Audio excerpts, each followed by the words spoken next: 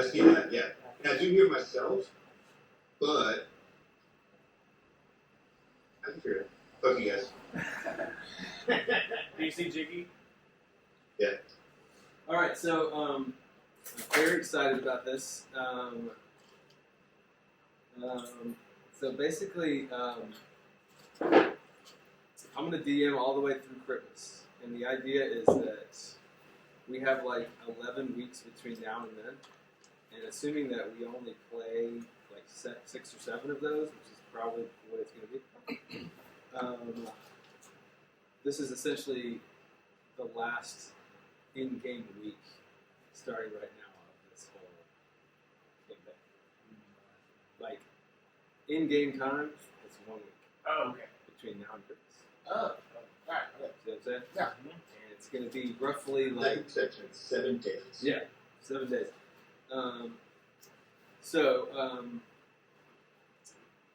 Callaway asked if it's going to be a continuous thing, and like you can make whatever decisions that you want to make within this period of time. But you'll have to make those decisions based on what's actually happening in the world. Yep. So our last our last quest, the group traveled to the West Valley Estates and with Wastrel to get the elixir of post-nut clarity, or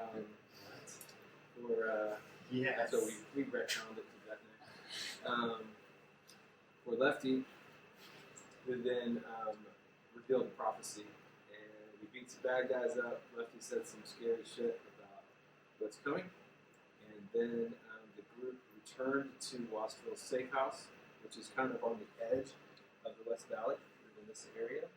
But we haven't crossed the railroad tracks, in case you don't know it.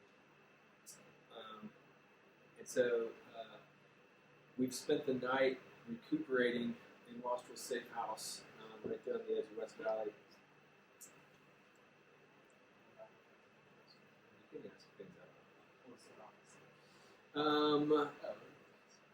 Yeah. That text that comes in at 50 a day? Text. And that's on a light day. It was a PDF. Okay, I'll go back and look at It's not going to be super relevant yet, it. Okay. but essentially the prophecy was bad shit's about to happen. Okay. And so we spent the night in Wastrel's safe house, and as we wake up there, and we start to walk back towards the Lone Wolf Tavern and Argenta Town proper. As you kind of come back into town, I'm going to say that we were gone for like a week at that last quest with Wastrel. And so it's been about a week. And as we come back into the area, it's clear that Argenta Town has changed in a massive way. The town is just kind of in shambles all of a sudden.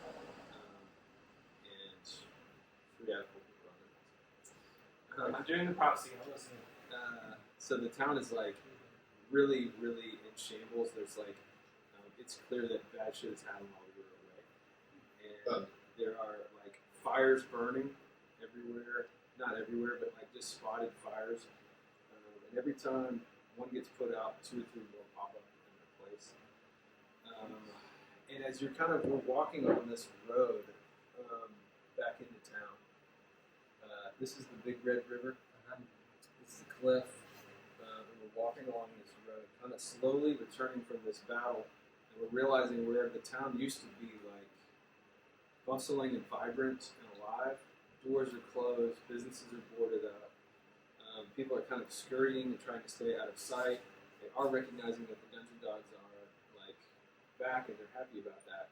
But things are like very bad in town. I'm gonna read some notes that I made. But are we famous? We are famous. We just love this. The buildings in town have been like just devastated. It almost looks like France after World War II. Shit is bombed out. But businesses and buildings have been hit with like magical attacks, and almost buildings are like messed up. The river slums on the other side of town, you can see in the distance that they're just fully on fire. There's like black smoke billowing up. Jake, can you hear all right?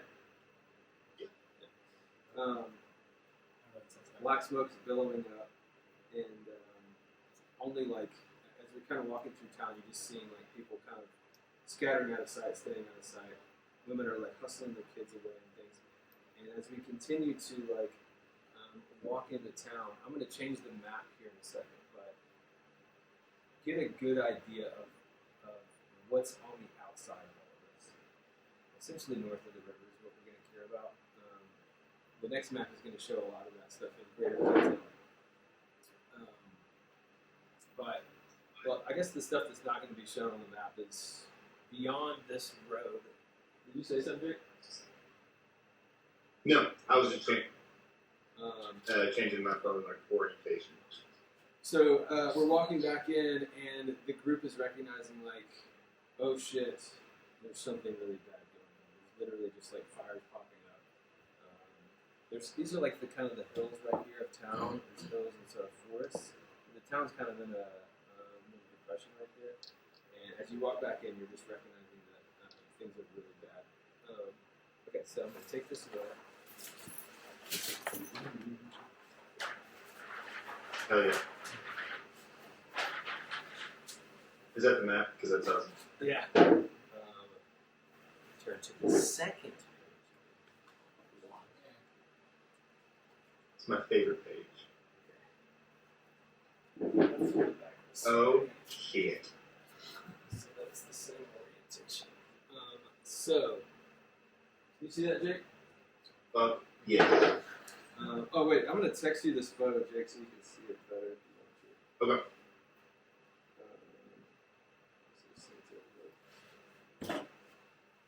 This is the road. Yeah. So you are you're entering town this road right here. So here's the river. Right. This is that cliff line. Lone Wolf Tavern is right there. Flash.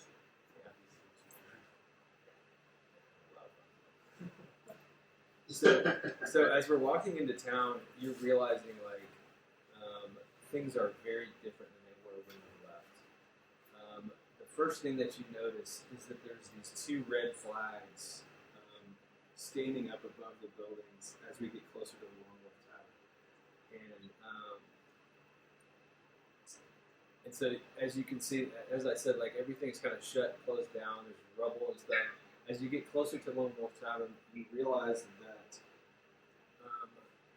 what's popped up all around it is basically this like refugee camp. It's like a tent city. So these are all just kind of ramshackle lean-tos and tents, and you're not sure. Yeah, these are like barrel fires going on. Can you see the whole thing, Jake? So there's like barrel fires going on, and as you get closer, you're realizing that the town is almost, it's not deserted because you don't know who's inside what buildings, but you don't see very many people out and about at all. Like I said, the windows are shut. Yeah. And as you get close to Lone Wolf Tavern, you see that has become like the real hub of like hustle and bustle of like the town. People have just flocked there, and it's basically like what feels like the last like free zone in the area, and it's kind of a refugee camp because we'll get to that.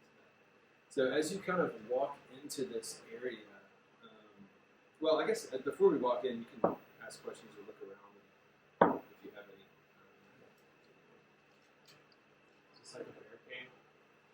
Mm-hmm.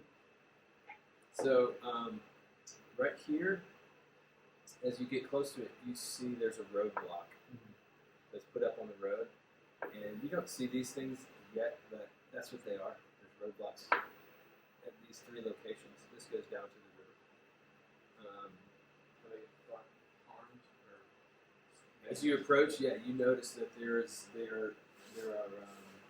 are people guarding that, but they don't look like soldiers of any kind. They look like almost like a quick militia that was put together, just to like for safety.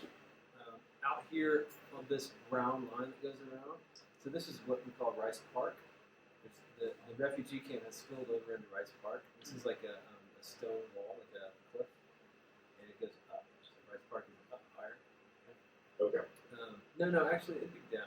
Well, yeah, we'll call it up higher. So there's some tents and things that sort of spilled over into that. And this is like the pavilion where the music happens. And then this brown line is kind of like a barricade, just like a people fence, like a man fence. So this big like giant X-shaped thing that you saw in like Normandy Beach are just kind of all the way around, leading over to this roadblock. And remember, beyond all that, in the river slums, it's just on fire. Just not just like fires, but like a field of black smoke is coming up. As far as you can tell right now, everything else in the town is normal, except that all the doors and windows are shut. There's really nobody around. So as you approach, you get close to that first barricade, and you walk below this red flag that says LWT on it. And as you step into that property, there's like people are like wounded, hurting, and like people are kind of tending to wounded people. Mothers are kind of trying to care for like kids that have become orphaned or just don't know where their parents are. And so it's just chaos. There's not even a clear way through all this area, but like you're just walking back through towards the building, just passing through like people cooking, and eating, and sleeping, and resting, and screaming and crying, and there's like sort of field surgery going on and things out there. It's just like a true war zone. Jiggy seeing all this, I think, is really like serious and like somber for the first time in a long time. And he's gonna, as we're just walking, be casting Spur the Dying cantrip on every single person he sees that looks to be like struggling, just to like not healing or like bringing them back, but just like no one in this area is going to die because of their injury. He's gonna like at least prevent that. Awesome. Yeah, so Jimmy's kind of not the typical jolly fellow that he is. He's just kind of quietly casting spells as we walk through. And so as we get closer to the building, we're just moving through this tent city, and you see at the building there's another couple of sort of guards, like sentries, but again, it's just kind of like farmers and businessmen that have just kind of found armor and weapons around and stuff. Standing post. Do we see anybody we recognize? You don't see anybody you recognize yet. I mean, I guess you may recognize just in passing like people from the town that you don't really know. People we've been friendly with. Yeah. The front doors are going to be like right here. So the people know who you guys are, and Bingo's with you at this moment because he was in the quest. And you walk back, and these two guards are standing there,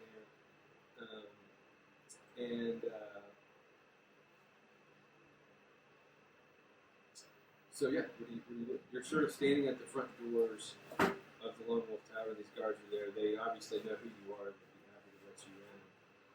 But Do we see Skuz anywhere? you do not see Scuzz right now. I guess it's Gossamer already here. So he wasn't on the last episode, or- You don't know where Gossamer is right now. Good question. Thank you. I want to ask the guards who mobilized them and what they're protecting us from. Yeah, so you ask those guys, and they say, we're here for Scuzz.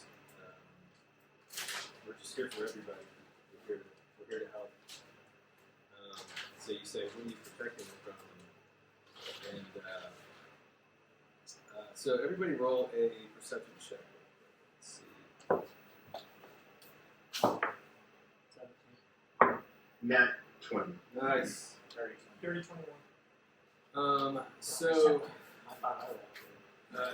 everybody's looking around, and Jiggy on that nat 20 specifically like looks around and is just very perceptive, and he is he's kind of just looking around, and he's kind of piecing it together in his head. And he also looks up in the sky and he sees like black birds, almost like black falcons, just kind of coasting on the wind above the town. And Jiggy looks toward the Orzak Mountains and Ilkenab, and he just goes, "Oh shit!" And as you guys look, and they're way out in the distance, but you can see them. It's clear that like something is different, but what you see as you look out there is almost like a blur. It's like a blur has been put on the visuals of the mountains. Like it's just you can't focus on them. It's like if you put somebody else's glasses on and looked out there, it's just like whoa, it like almost hurts your eyes to even look at it. But it's clear that like things are bad, and the sky in that area looks way darker than it does in this area. So Jiggy kind of is piecing it together, and without any direct information, you know that like, things are bad and things are crazy up on the mountain. That's the guard horse does this. So the guard just pulls the door open to the tavern when you say that. I'm gonna start looking around for straws, just trying to like, I'm following everybody else, taking it in, really withdrawing because of the trauma that's going on. My eyes are darting everywhere. And did you tell everybody that Oh, yeah. And I'm Rogue, by the way. Rook. The Rogue. Oh, Yeah. So David has elected to play Rook for the rest of the campaign. He asked me if he could play Rook tonight, and I said, whoever you play tonight, you're going to stick with him for the rest of the game. So let's go. So that's Did you level him up higher than what he was? Yeah, I did. Okay, great. What were you? I was a 7. Yeah. I leveled him up to match the level of Boreas, which was also lower than us. Yes. And Jiggy, as you guys are standing kind of on the steps of the tavern, and it looks like some may be about to enter. Jiggy, you look, or you kind of your ear peeks up at that nat 20, and you notice off to the side. Can you see this right here? Yep. That's a big fire pit right by the river, and you can hear the sounds of music and what little bit of like positive vibes coming from that area. And as you kind of look over there, that's your band of traveling storytellers, musicians that you love so much. They have all kind of gathered from all their disparate areas and created a new kind of fire pit together around right down by the river. Oh yeah. So the doors open to the tavern. What do you guys do? I'm going to check it out. Yeah, I'm walking in too. I do want to go check out the fire pit later, but I'm going in the tavern. So you guys walk in the tavern, and inside the tavern, and I don't have a map for this right now, but you can just imagine it. Inside the tavern, there's 2 more guards posted. They immediately shut the doors behind you and put down wooden barricades on them. They kind of give you guys a pat on the back and welcome you in. And the second you kind of clock all that, you notice that the tavern has become like basically the medic tent, like or not the medic tent, but like the true like triage. Like this is like what's effectively the only safe area in the whole town, and they won't even let in the people that are out in that tent village unless they have an absolute huge need. And it's just kind of full of people. There's people on tables, kind of being operated on, or like people that are on their last moments of life, just kind of drifting out. People are crying, and Jerry's down there by the fireplace, and Bingo goes over and kind of scratches Jerry, and Jerry's worn out from all the stuff that's going on, and the bar's just kind of bustling and full of activity, but it's all very somber and like scary. What do you guys Look do? around and see if there's anybody who seems yeah, so you kind of look through the room, and a couple people kind of move out of the way, and you see Scuzz. And he's got an apron on, and it's like bloody and gross. And he's like kind of wiping his hands and sort of finishing up with somebody, and he turns around and sees you guys, and he goes, "Oh my God, Jesus!" And he kind of comes over and hugs you guys and pats you on the back, and he's like, "Thank God you're safe." And then you notice that Scuzz, his leg is totally like fucked up, and it's in like a makeshift cast, like sticks and rope, like pieces of wood kind of holding his legs up. So he's hobbling around, and it really doesn't look good. But he's just kind of wants to touch all you guys. He's touching you, and he's kind of like, "Oh, I think that you're safe."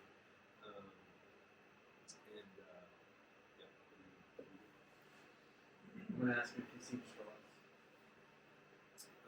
So yeah, you look at Scuzz and you say, "Have you seen straws?"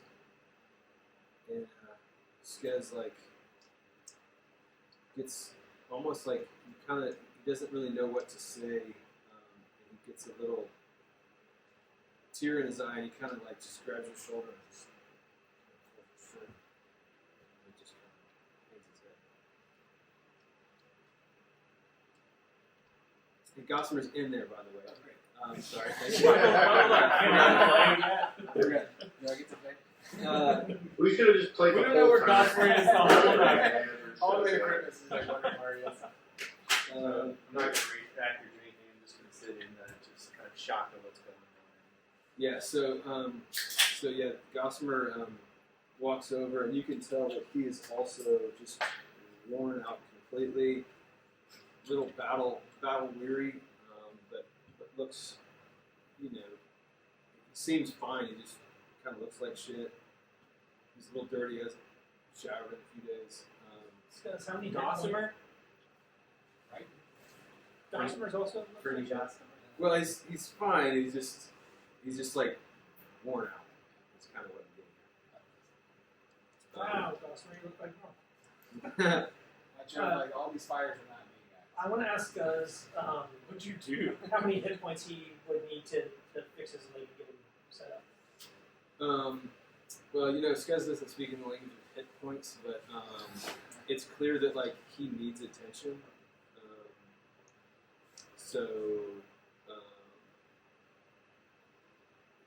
But he can look at you and know that you're like a healer, and before you even do anything, he says, he sees you kind of calculating, and he goes like, "Please don't waste it on me. Like, save this guy right here." And he's like just pointing at everybody else. He knows that like people have healing powers, but he's directing all of it to like the townspeople. He doesn't want anybody to waste anything on him.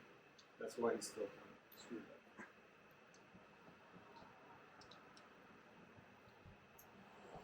That's what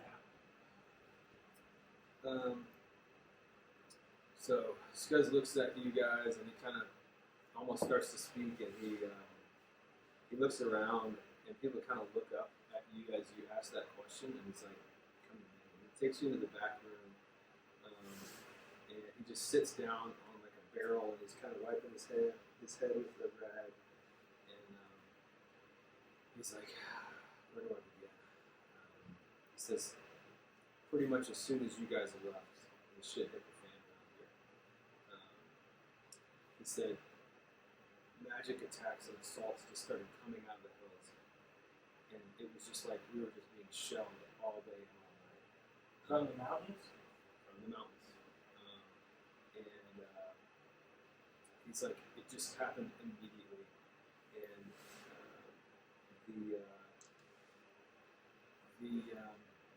says that the law-abiding forces that were here, whatever they were, are long gone. The governor's palace is totally abandoned. All the elites, all the wealthy have gotten out of town, and they've just left us all here to die. And he said, all night long, all day long, there's just attacks coming from every direction. And he said, we've kind of created a little safe zone over here, where we're doing okay, but like things are really bad, as you can see. And he's like, it's a disaster. we can't stand to, we can't handle this another more than a few more days. Well, that reminds us that if everyone just goes to sleep, they will wake up fully healed in the morning. Everyone?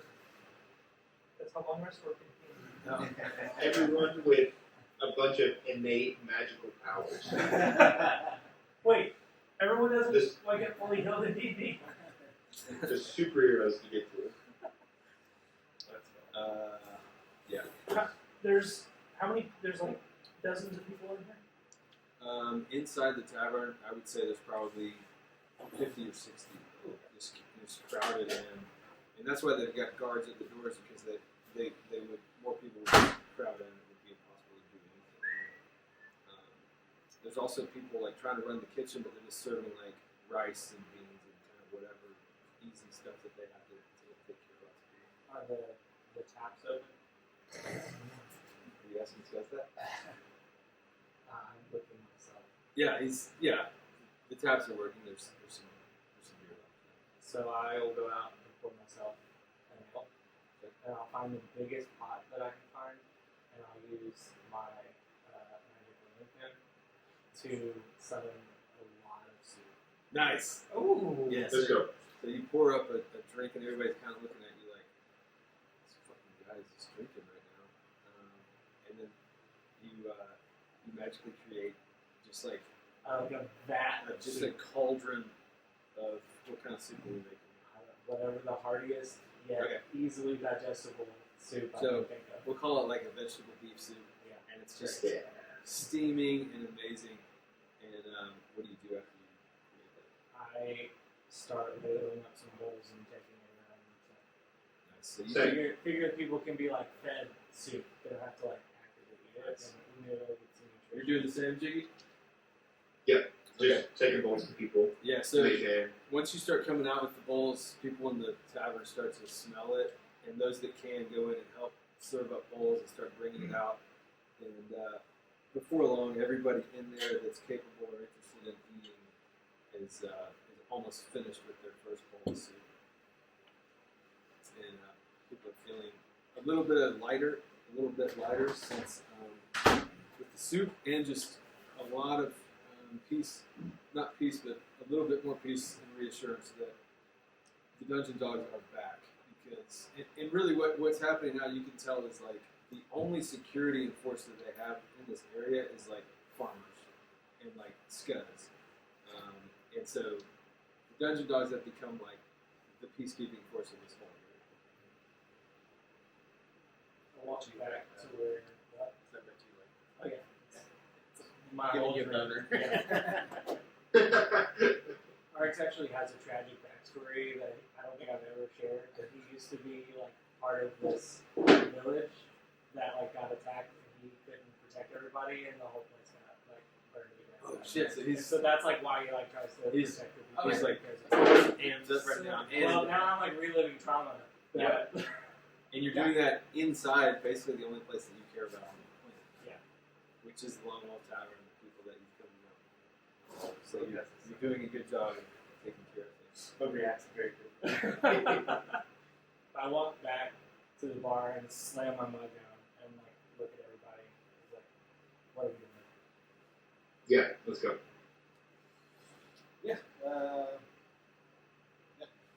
Gossamer is obviously, I guess, experienced all of this and Yeah.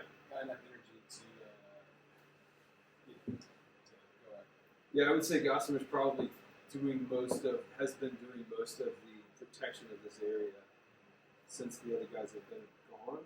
Oh, there's so many fires. And also, Jerry has been helping Gossamer out here and there to kind of just be a sentry and a guard and protect. That's why Gossamer's so worn out. That's what I'm responsible about. That should ask you. He made soup.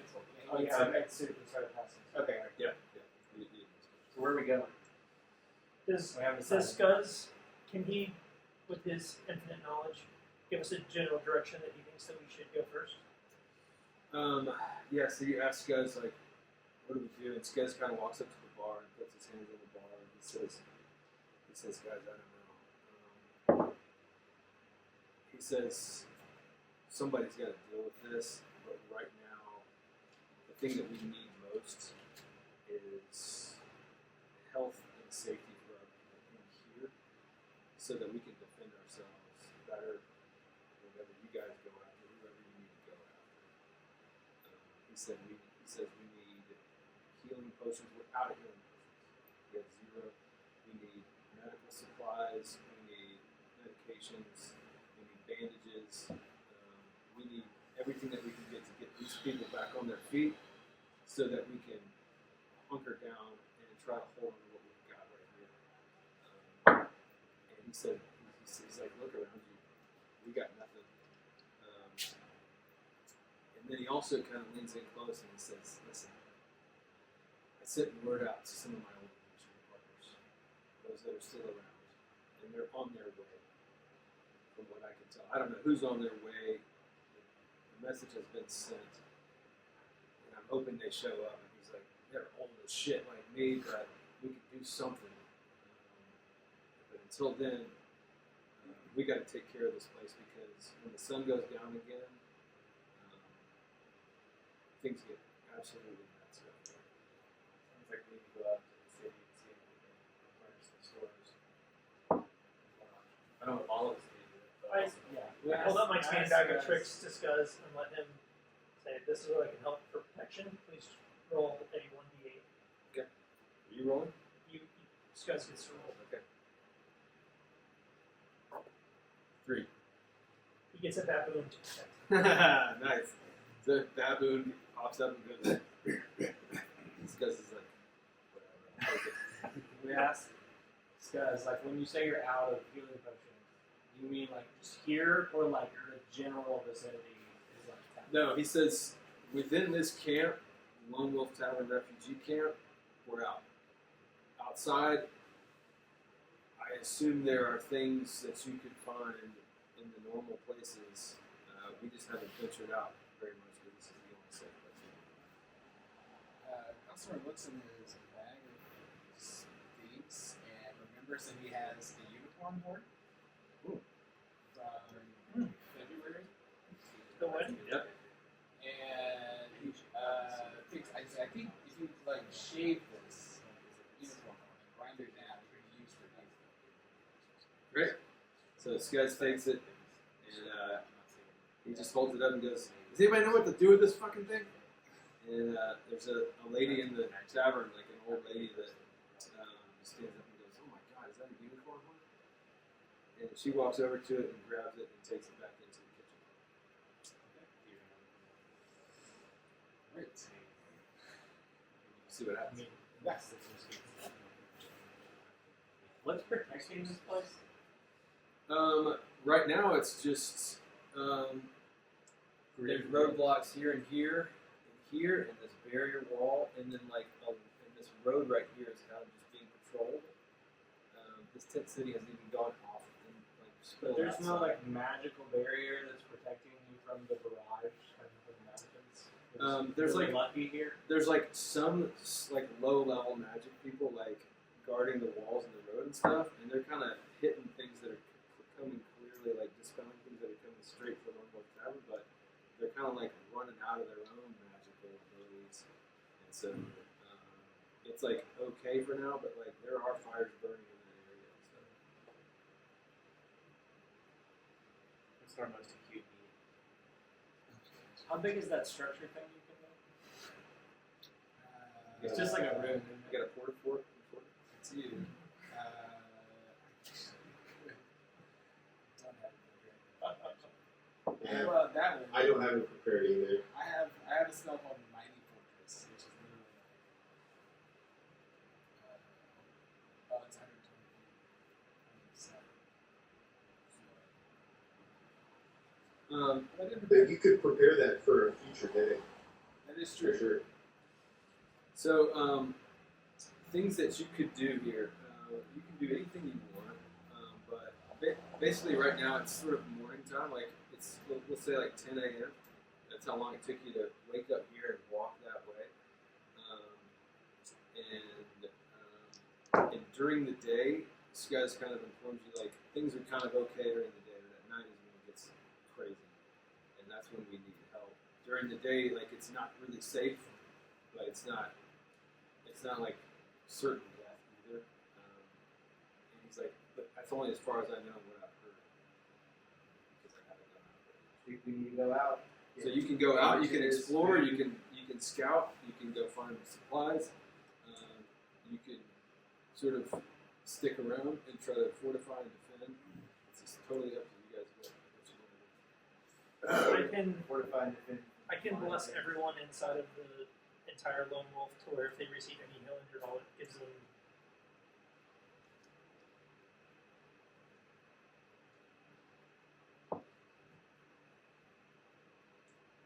If it regains the maximum number of hit points possible. Oh, that means if you're able to get 14 on a roll, you get 14. Let's go see what's out there. Yeah, I think so too. I think Jiggy wants to just go out into the city and just see what we can find, see what we see, and maybe try to like. I think Jiggy wants to like expand the borders of this like safe zone, to start maybe like taking back chunks of this city into like safety. You know. That's a good idea. I like the idea of kind of getting that, but should we kind of see what else is out there? Because all we know is what's in this little container. But if we go out, maybe we can make a plan to kind of, like, what's the area we want to take next, right? Do we want to take the neighborhood right across from us, or what's the easiest thing? Because I think, Oryx mentioned getting everybody to the Coliseum, right? And maybe we need to look at a path to get through there or something. That's not a bad idea. You're trying to superdome this. You're trying to Hurricane Katrina superdome. Yeah. Thinking about it. 100% super dope this. Jamal Jamal does. Yeah. So at this point, before you do anything else, Skuz comes over to Rook, and he just kind of walks past you and gives you a little over the shoulder. Follow me. And he takes you back into the back room again, and he's standing there, and he's like, You guys have a secret back room? no, the normal office. And you walk in the room, he scuds back to you, and as you come in the room and turn to shut the door, he turns around and you can literally see that he's crying. And he just walks up to you and just puts something in your hand and walks past you. And you leave the room, you look down in your hand, and you can see that you can immediately recognize that it's Strauss' handkerchief that she carries, and it's like just a sort of a little cloth thing, and you open it up and you can see that she's written a note, and it says, "Look, they're going to take me," and then you can see that she starts to write another line. That's the end. Wow. Now I have some different ideas of where it is. So I'm not staying there. I'm going out. I don't know where I'm going, but I know I'm going out.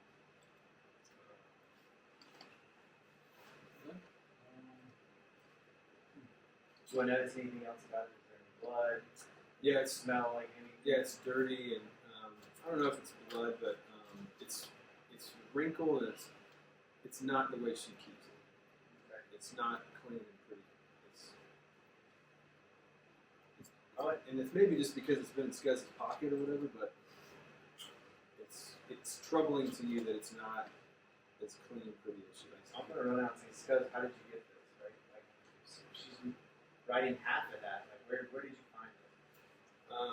So Skuz, And I'm gonna be a little worried if he has it. He can come up with the fact that he's on the line. How do you have it? yeah, so he's like, Rook, I'm so sorry. He's like, I was outside tending to someone in the camp, and they just all came at once. And when I came Who's back, they? Like, what do these people look like? and so Jiggy butts into the conversation. I'm like, I want some fucking answers about why the whole town is in shambles. Yeah, he's like, Skuz looks at you and he goes, what do they look like? They look like us. They look like everybody. They they look like anything and everything. It was they're all possessed. They're all screwed up. It's people that we know. It's people that we don't know. It's monsters and humanoids, and it's just we don't know who's safe and who's not. This guy says they just all just showed up out of nowhere, and he says when I came back in, she was gone, and this was on the floor. Where did they come from? Like which direction? He doesn't know. And then right at that moment, suddenly like a guy just appears, like teleported in, just pop, and he's like breathing heavy and like almost running and out of breath. And he's like, "This is all I can find," and he just puts down like 3 potions of healing on the table. But he's like beat up and and somebody brings him a bowl of soup, and he's like already sort of back in. This guy that just teleported in. Yeah, I'm gonna have to ask him. Who are you? Where'd you come from? Where'd you get these? What did you see? All the questions. So he's just wolfing down soup, and one of the ladies that's kind of tending to people, she says, he's just a magician from the area, or a sorcerer from the area. We trust him. He's a good guy. He's one of ours. And you say, where'd you get these? And he says, up on the north part of the residential area, there's a little shop that has a few things left, but there's images all over the place. What are these images? So you would know that he's talking kind of about this area. This big block is kind of what we call the residential area for all of this. I'm gonna ask him if he's all straws. Did you see anybody with enemies up here? Huh? So they said, I think they're enemies all around. So when he talks about that, you know that there's a little like apothecary. We call it this building right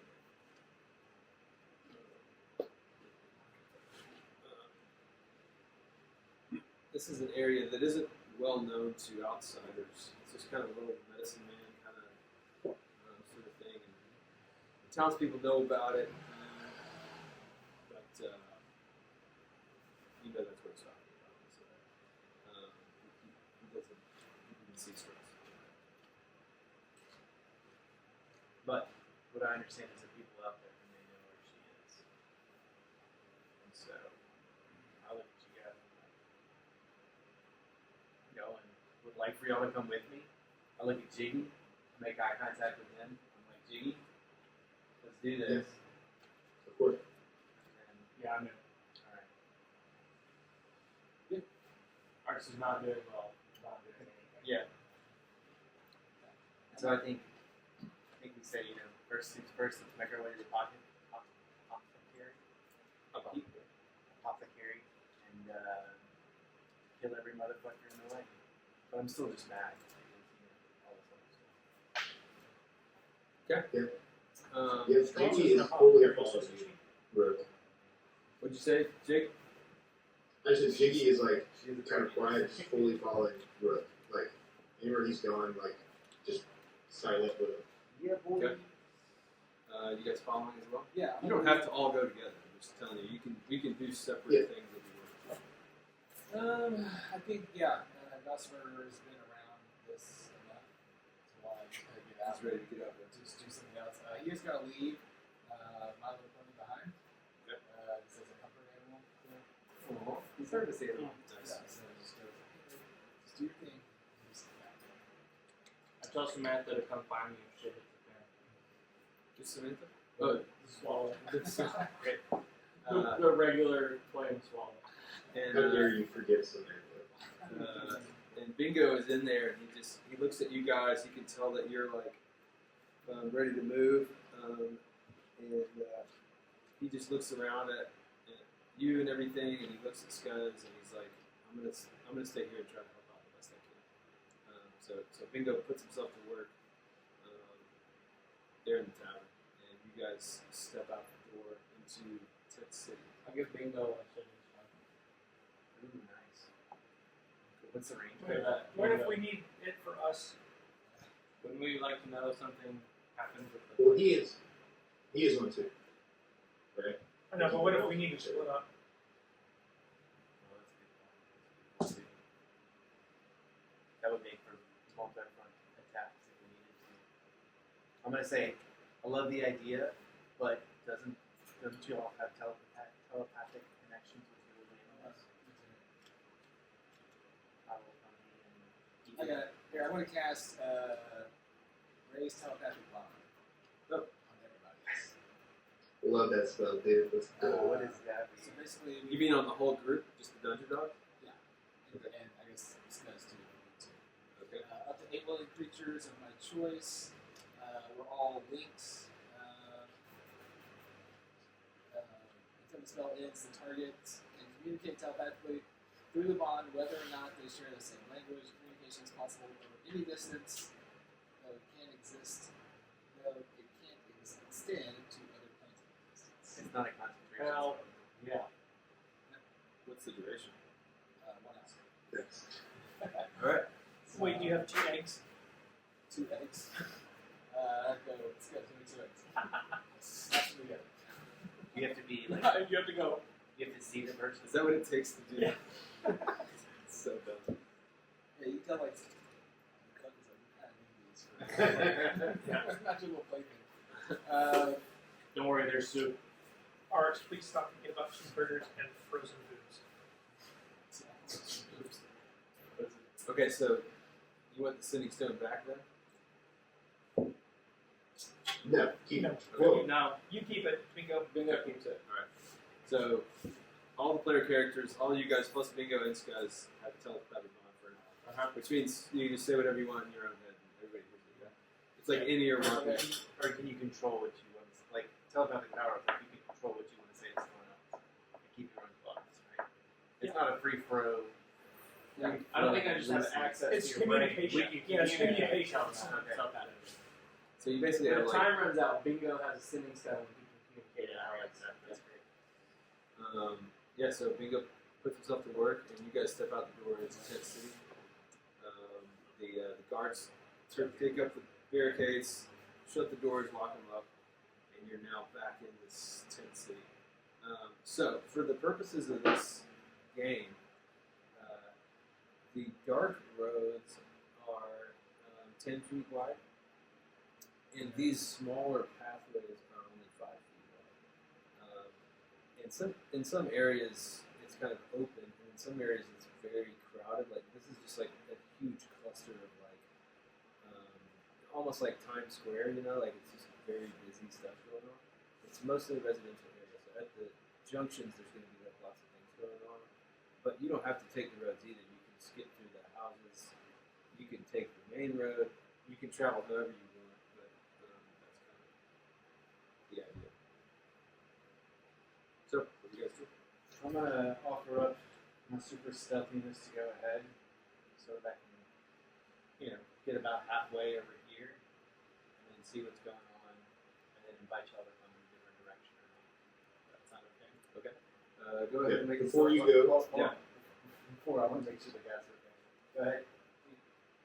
Go ahead. just before you walk away, I cast Pass Without Trace on us all. Nice. For the next hour, everyone adds +10 to stealth checks. Oh, Jeez. I immediately On top crouch. of your normal stuff. Okay, I got stealthy. I'm over 20 if I don't even roll. So. Great. You don't need to roll. I follow Rook's lead. Okay, well, everybody roll a stealth check if you want to be stealthy. We add +10 to our normal. Yeah, so add your normal pluses, and then another check. I'm at 30. You have advantage on stuff? Yeah. Boots of- You also have the boots of Dumbledore? I have boots of the Swift Fox. Oh. Oh, okay. Same So thing. what'd you get? I got 22. What'd you get? Realistic 13. 27. 13 does make sense. P2. Nice.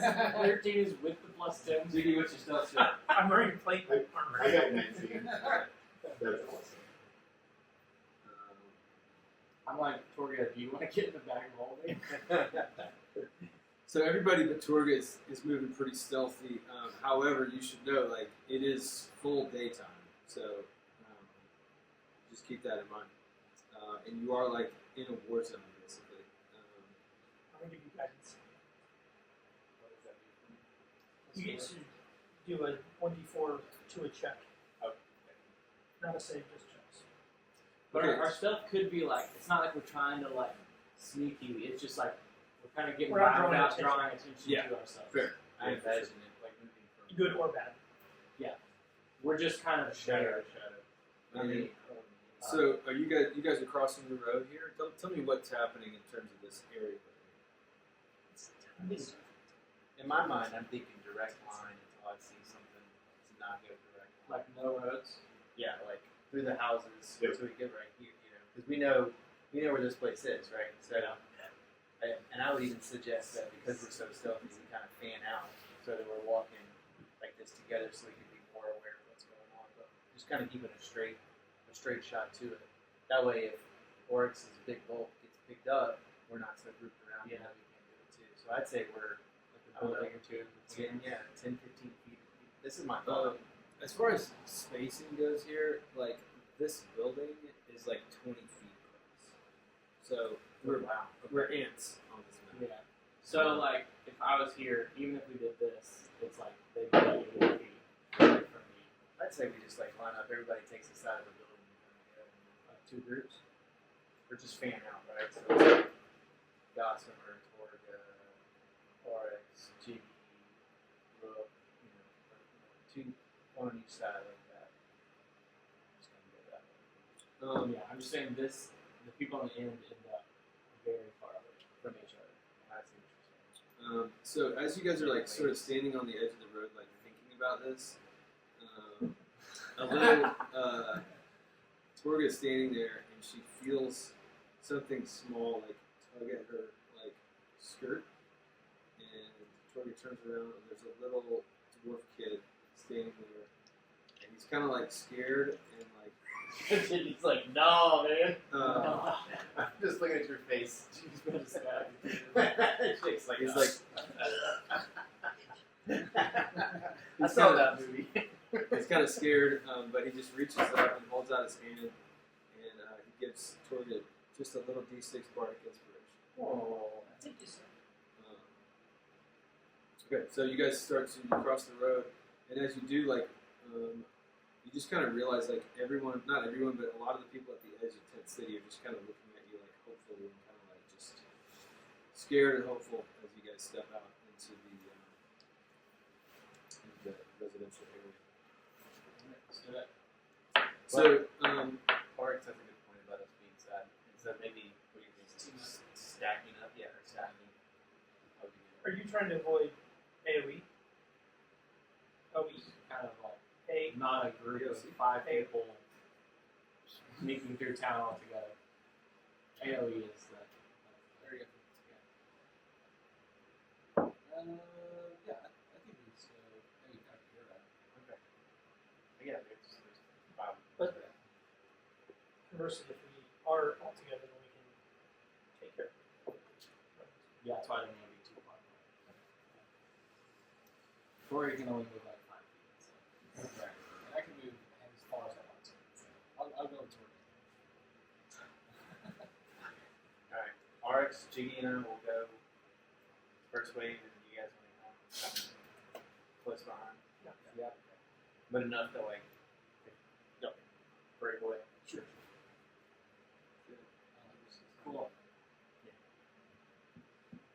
So we're sneaking from where we are kind of to this point. Is that our current goal? Yeah, I think we went ahead up here. But yeah, We'll that go makes sense. around the dense part. Be able to get through it without. Let's try so to get tell to me other the side. tell me the Where's the orientation here. Trying to get to that point. Oh, so I'm guessing this is where we started, right? Sure. Come out. Yeah. And then so Oryx, center, kind of the point of the spear, and then Jiggy and I on either side of Oryx. Is that cool with you, Jiggy? Okay. So if there's 2 groups, Jiggy, then put those where your groups are, and tell me who's in each group. So the first group is going to be Oryx, Jiggy, and Rook. In about this formation. Yeah. And then Gossamer and Torga are going to be back to back. Yes, I love it. Okay, so y'all are the Gossamer and Torga are the yellowhead, and the other 3 are the Be suspicious. Be suspicious. Okay. Torga is audibly humming the song from Star Wars. We're halfway to like clanking at that. 13 on That's good stuff. So as you guys cross over the road, I don't have a map for this, but I want you to just use your imaginations. You're on the ground. There's buildings, and they're all just not in a grid. They're just kind of scattered. So it's only as far as you can see is only about 20 to 30 feet in front of you, down any individual alleyway in between things. Yeah. Unless there's just like an obvious clear opening. Some buildings are tall, some are short. There's like some like random like animals, donkeys, whatever, standing around, whatever. All the places are boarded up. But even as you kind of get close to that, you can kind of hear just out of eyesight some kind of scuttle, and you're on edge. So even though you've done a stealth roll, everybody give me a survival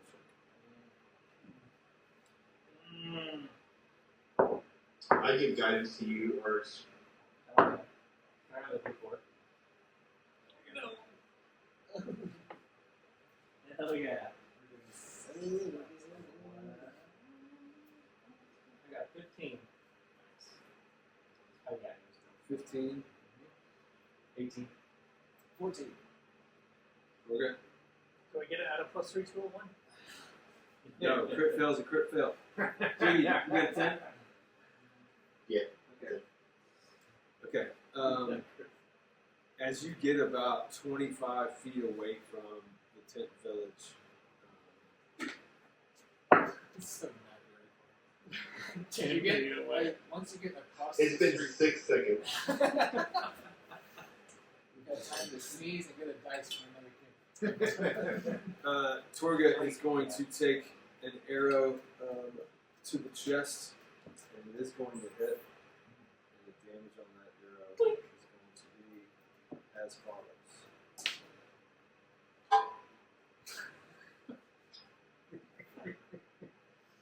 Love it.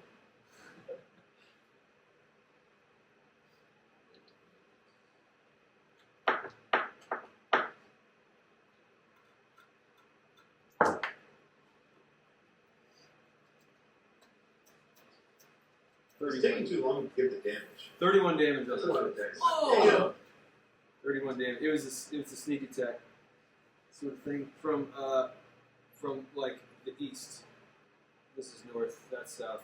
That's east. Sheesh. I immediately hide. Yes. You had such a great stealth. You don't need to hide. And just as soon as that happens, you guys look up and there's just literally nothing out there. So keep Well, I moving. lit my axe on fire. Okay. It came from the east.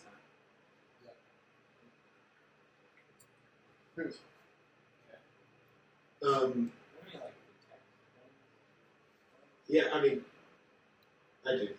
Might be worth it. I don't know. I didn't sit there and walk. Can't find people over here. Season of that day. Another arrow comes in out of nowhere, out of the west this time. I'm sorry. I'm going to say the other one was out of the west because Torga's facing this way. This next one's coming out of the east, and it's going to hit Jiggy.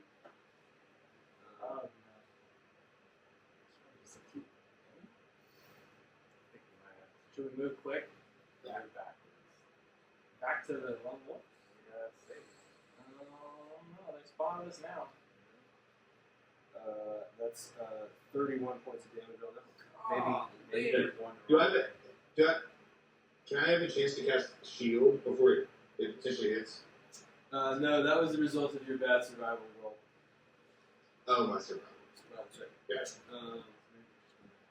So, what do you guys do? You guys just both got hit with 2 quick arrows.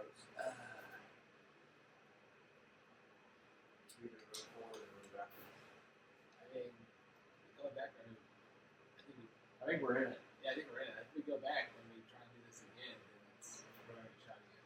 Yeah, that's good. Okay. I'm with you. What is this right Let's here? go quick. Can we dash into a building? Or get into a building? Can we just knock into a building and go in there? You can certainly. Shall we try to do that?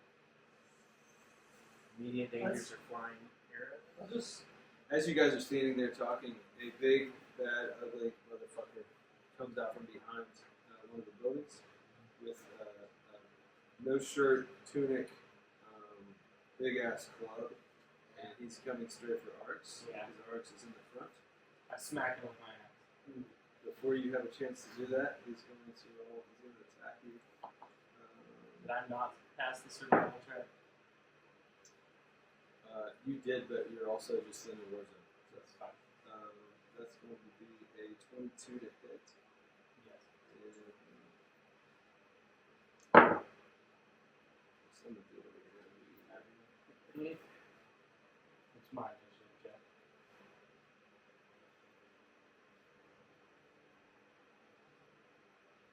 Wow, horrible roll. That was only 14 damage on that.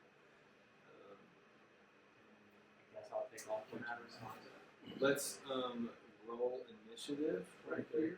23. Okay.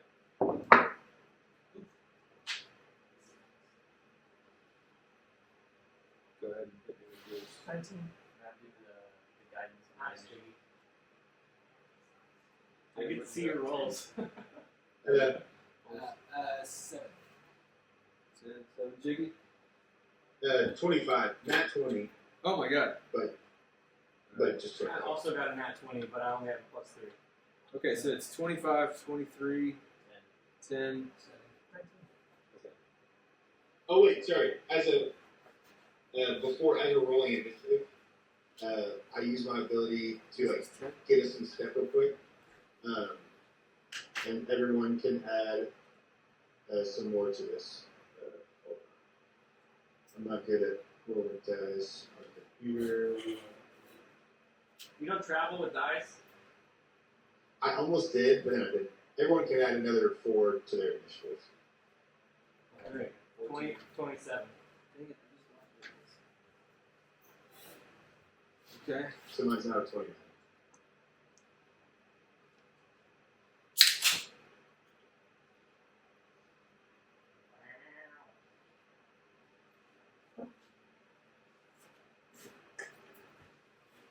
More cheese.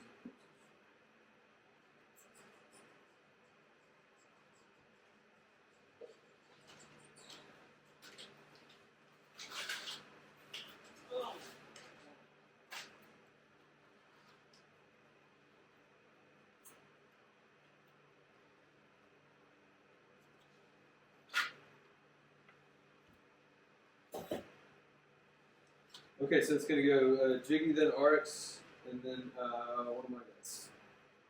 So, Jiggy, Okay. we don't really have a map. Can you see the orientation of the group on that map? See? Yeah. Okay. Yeah, so that's the orientation as far as it is right now. This guy that just attacked Oryx is right in front of him because that's where he was. Here, let's use this. Can't file scales.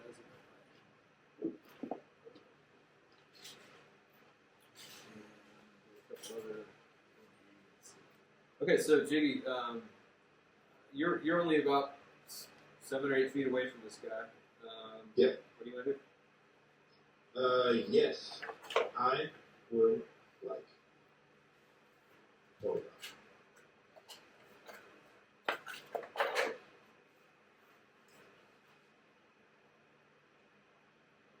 Two. Do the fall.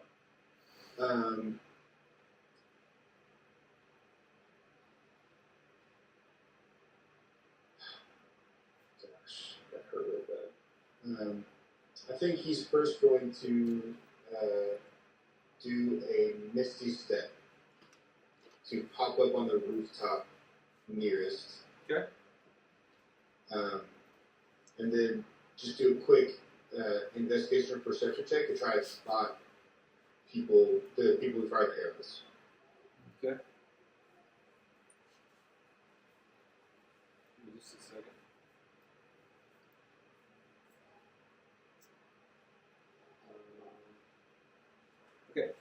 Let's move to this really quick. So take that whole orientation and put it right here. This guy has just stepped out of this thing. He's the guy that's on top of ours. That's the guy that's on top of ours. The safe zone is probably 30, 40 feet behind you there. Jiggy's jumped on top of the rooftop. And what else did you do there, Jiggy? I'm immediately looking around trying to spot the people firing arrows. So just want to do perception or investigation. Okay. Yeah. But Yeah. can use an action to do something if you need to. You can do that perception or investigation check, but it will be taking time away from what you're doing. So if you want to spend your time on that, you can. Yeah. Okay. Make whichever one is better for you. Yeah, I'm fine using my action for it. I just need to see these guys before doing something else. So I'm gonna do which ones? Okay, nothing. That's just an 8. Then I'm up on the roofs.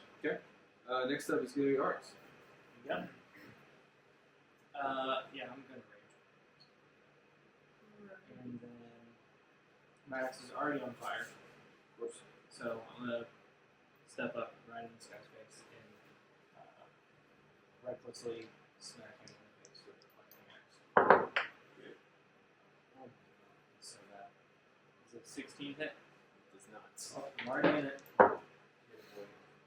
Does a dirty 20 hit. That's it. Excellent.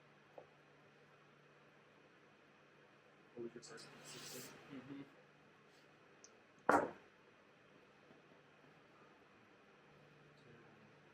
17 damage. Will be my turn. Alright. Next up is going to be that big motherfucker. Yeah, 23, 24. Huh? What did he get? I don't remember, but he came before for it. Let me read this shit real quick. That big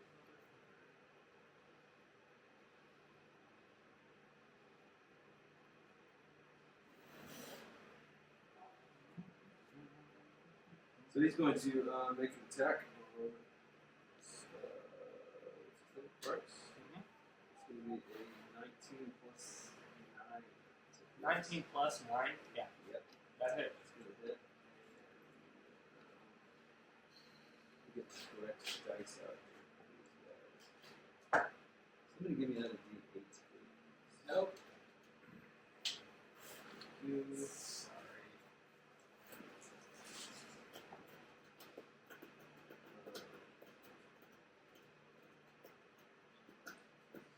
That's going to be 24 damage on that. Well, you take a Constitution saving throw. The bullshit begins. Oh, he got a 24. That'll pass. And then he's also going to Oh, yeah. he's going to do an attack called Evil Eye, and you need to make a Constitution. Charisma save. Me? Yes. Nat 20! Oh, nice. Never tried. All right, so you are good on that. I'm negative charisma. Thanks. Me too. I'm -1 on charisma. Oh, really? That tracks for both of them.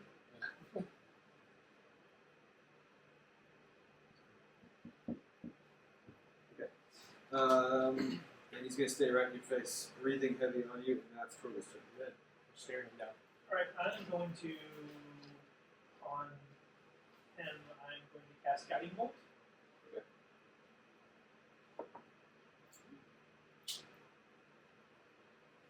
Oh, it actually did roll.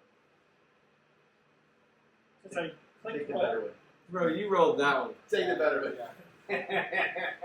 Okay, Rolling 2 dice. 13. Oh, this is-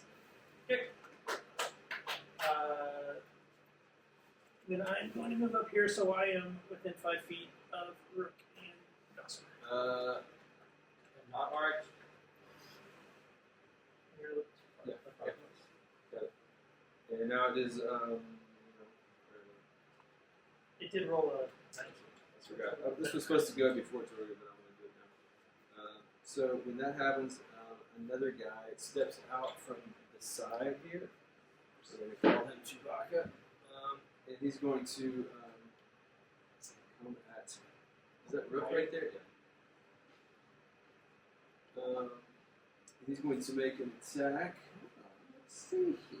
Yeah. He's going to attack with a great sword. That's going to be a 24 to hit. I blocked that and make him roll disadvantage. How do you do that? It's my reaction with my shield. You make me roll with disadvantage? So I just roll again. That one's gonna miss. Okay. That was your reaction. Yeah. And then he makes another one Okay, of those okay. attacks. And the second one is going to be a 15 to hit. That's, yeah.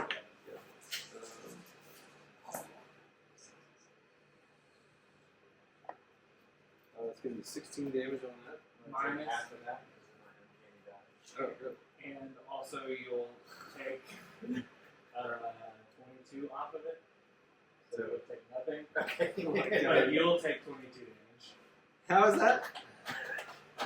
So my spirit shield thing now reflects the damage that it saves back on the person doing the attack. Even though you're not engaged with this guy at all. That's my reaction. You're using your reaction. Yeah, it's like one of my things is I send spiritual protection. Is that a range on it? 30 feet. Dang, that's nuts. I have to be able to see them within 30 feet, and I have to be raging. That's like Link's shield, but 30 feet away from you. What'd you get, man? What do you eat? Wing stuff. Oh shit, eating stuff. Got them sugar fries. Okay, so now we're at Rook. Okay. Rook is going to recognize he is in a bit of a mix, and like what Jiggy did, so he's going to disengage and then run up on top of the mount over here, Okay. and I'm going to hide. Yeah. Does not look like I can attack after I disengage. So you're on what's basically just a flat roof. So I'm going to hide. what are you gonna hide behind? I'm just going to hide. I'm gonna, Says the guy who's like, I'll roll I that. Well, I mean, you can't uh, hide in an open field. I'm gonna like. Is there a lip on it or anything like that? It's just like a flat tin roof. Lay down. Can I change my body to blend into the top of the roof? Okay. Does it take 7 days? I don't need to roll for that. You don't have that ability. Okay, fine. Then You can stay up there. I'm just telling you. I mean, you can lay down flat, and I'll give you half cover. How about if he's flat, these people for sure can't see him. that? Yeah, he's let's say 10, 12 feet up. no, I don't want to do that. If that's the case, what I'm going to do is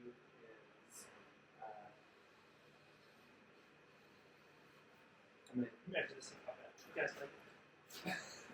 No, No, never mind. You're walking around going, I didn't like that. Sorry, excuse me. Okay, do it over. He's on the roof. I can't hide. Just like pushing past. Excuse me. Just gonna disengage. How close are we? Like, can I get a sneak attack on him because of proximity? No. For the others? Then, so I'm just gonna. Guys, give me a second. I'm sorry. Yeah, I'm gonna go back to what I did. I'm gonna disengage and I'm gonna lay flat. Okay. Okay, you got it. All right. At that point, another guy comes out from behind the woods. Vader? Yeah, it's Darth Vader. Mort Vader. He's in this game. Shit. And you Got got franchise crossover. We didn't know we needed. you can see that this guy looks exactly the same as the guy that's standing in front of Arx. although the Chewbacca looking guy is a different thing. And this guy's going to make a big ugly attack on Dustin. That's going to be a 22 to hit. Okay, alright.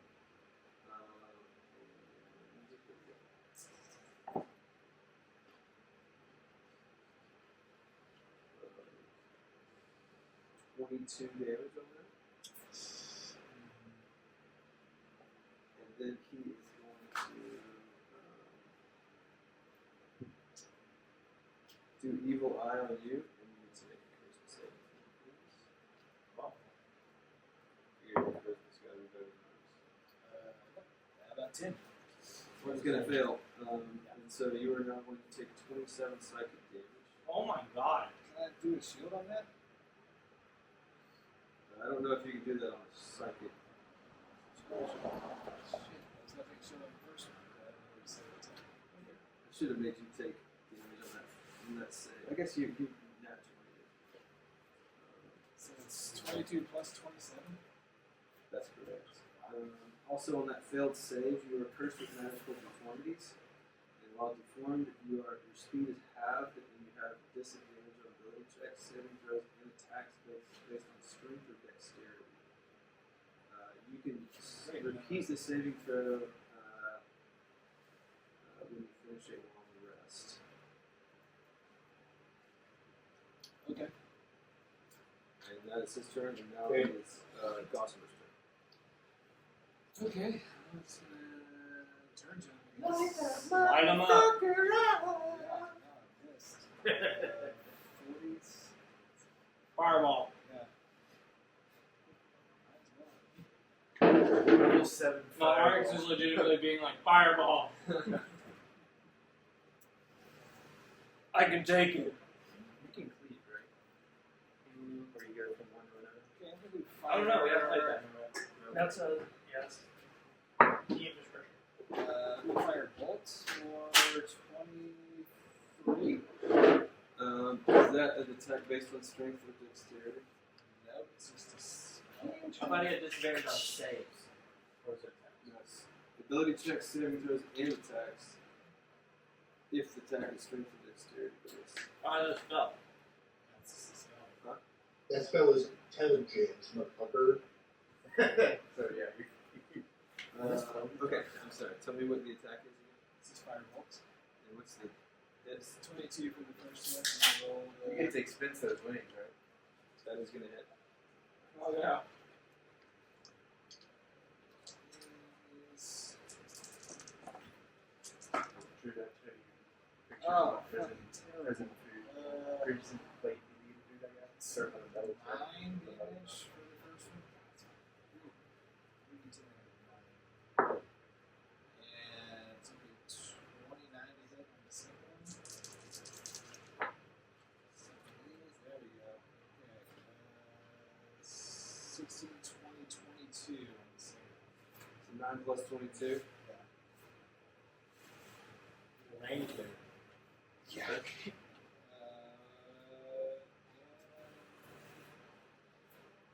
I want to cast Blades on him. I feel like when you say that, you should like sing it. Blades song. So all of this is now 22. Okay. While we're here. Wish I would have done that a little earlier, but that's how it Okay. works. You can move or bonus action, whatever you have them. Move would be an opportunity. And bonus action was not a Blade song. Okay. So, Okay. Back to Jiggy. Great. Light 'em up, Jiggy. Yeah, I shall do this. Yeah, Jiggy's just gonna look at the one that is fighting Gossamer. Okay. And is going to. This Well, is- really, based on where you're at, what was that covering? yeah, they're kind of behind another building from where you are. But you could probably pretty easily hop over to that other building and get in range. Okay, no, it's fine. I'm actually going to instead. I'm going to cast Fairy Fire. Okay. out to the west in the direction that I think that arrow came from. Okay. And it's a 20-foot wide cube. So I'm just throwing it as close to the general area where I think it might come from, Okay. hoping to catch this person. Okay. Just roll a d20 luck check to see if you're lucky here. I'll let you. I'm so lucky. Yeah. What'd you get? I think so. I don't know yet. They could just lie. Yeah, I rolled a 20. What'd you get? 16. That's Okay. pretty good. I said it was gonna be a 15. So yeah. As this thing like goes away, it's just gonna like kind of light up like a rooftop that's probably 60, 70 feet away. But you don't really see anything there with your eyes. You just kind of know that's where it came Okay. If there's a person in that area, they like emit visible light. from. Okay, yeah. So, And they can no longer benefit from the invisible condition. okay, yeah, they're not invisible. They're just like kind of up there. But this is like a sloped roof that they're kind of hiding behind the edge of, and so you can just see like you don't see them, but you see like a little illuminated light right above where they're at. So you spotted them exactly where they are, but they are hidden from view. I do that, and then I want to. So which way is that? Sorry, can you point? It's like behind you. From where it's like towards the camera. Okay. I would then like to start leaping rooftop to rooftop, heading towards that location. Okay. Whoa. It's Yeah. All right. Are you like dashing? I don't have a. I can't bonus action dash, Okay. but I can bonus action That's distance step. So I can teleport 30 feet closer and then use my full movement at 40. So I can get 70 feet with the rest of my turn. Okay, so yeah, you like arrive on the edge of that building, and because there's no real wall like to stand on, you're just standing like directly over this guy who's laying down, and you have completely surprised him by showing up right there. And he's just like prone in front of you, was like ready to make another attack. Nice. And you've completely surprised him. Great. And that's all I got. Okay. No idea I'll if you can see motherfucker. what's happening. Wait, what'd you say, I Jay? can see myself. I said I'm up on that motherfucker. Okay. If you want, I'll let you make like an unarmed attack right here, since that was just a cool move. Oh, yeah. It's like, yeah, I'll punch him in the face. And you can do that with advantage because he's surprised.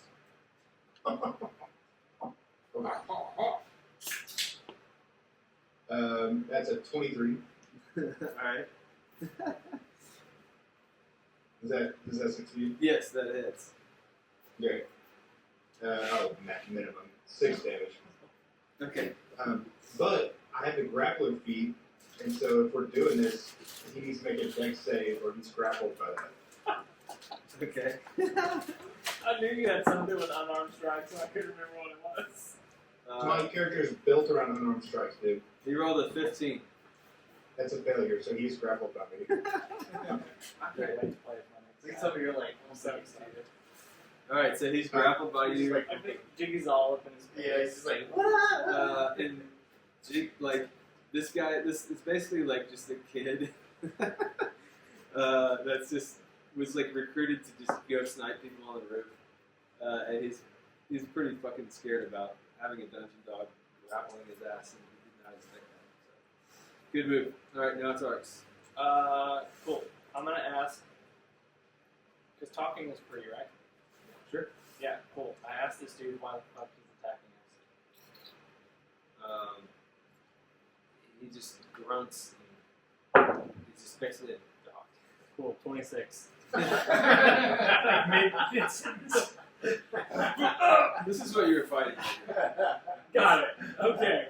You would have known from looking at him he ain't gonna talk. Got it. I didn't know if it was like just some dude like he's fighting a kid over here. Yeah. Maybe this is just some guy. This is a grotesque, Oh, yeah. disgusting. And I'm about to ice this kid. Let's be clear. That's 26. 26 hits. Yeah, great. 11, 13, 19 damage. Okay. For the first attack. And does a 20, dirty 20 hit? It does. 16 less than 20. 16, 19, 25, 30 damage. Jeez. Alright. Okay. He looks just as dumb as he did before. Does he Just- look any more hurt than he did before? He does look a little bit more hurt. His eyeball is basically falling out of his head. Got it. But he didn't look much better when you saw Yeah. him the first time. Cool. I would kick him in the chest, but I'm all out of actions. Okay. Well, he is now going to just kind of spit on the ground and raise his great claw back to you. Like we actually just stand and turn base, and so we're just like Yeah. this, kind of like He goes, watching everybody else. Pow! That's a first attack is a 19 to hit. Yeah, it's a tie, so And let's see. It's going to be 18 damage. 9 damage. Constitution saving throw. So he fails. What do you roll? He rolled a 13. 13 is a save. Oh, dope. Okay. 13 is the number. Oh, great. Yeah. Yeah, he has a +5 constitution. And he's going to try to evil eye your ass. So you need to make a charisma save. Not 20 again! Again! Oh my god! Alright. So I think like I know. even though like you're bad at charisma, you're just like fucking amped by like what's happening in this town. It's the Lone Wolf Tavern and your people, and you just like refuse to take any damage. But you are going to take some damage on the save. You should have done this last time. But half of 27 is what? So 13 damage. What kind of damage? It's a psychic. So, yeah, that's what that is. And then this guy goes before Troy. I didn't do it last time, but the Chewbacca looking guy is having Rook just like disappeared out of nowhere. He's going to charge at Torga with sword drawn and come at you with a great sword strike. And that's going to be a 27 to hit. Hits. Is that hit? I'm rolling crazy with that. 16 plus 6 is 22 damage on that. How much HP do you have to start with? 22. And then he's going to do the same thing again. That's going to be a 25 to hit this time. And the damage on that is 17 plus 6. That's 23 damage this time. And that is going to be his turn. And now it is Troy's turn. How far is it between this guy and this guy? I'm going to say like each of your like foot pads are like 5 feet. So like you take up a 5 foot square. So 5, 10, 15, 20, we'll call it 20, 23 feet. So, okay.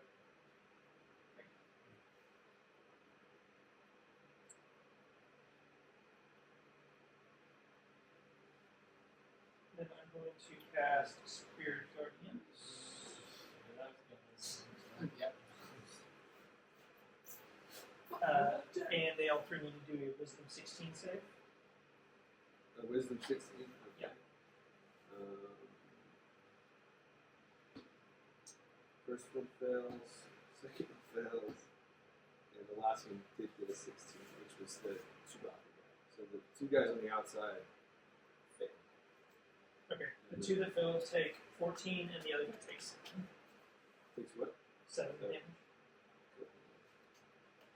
Solid follower off Yes.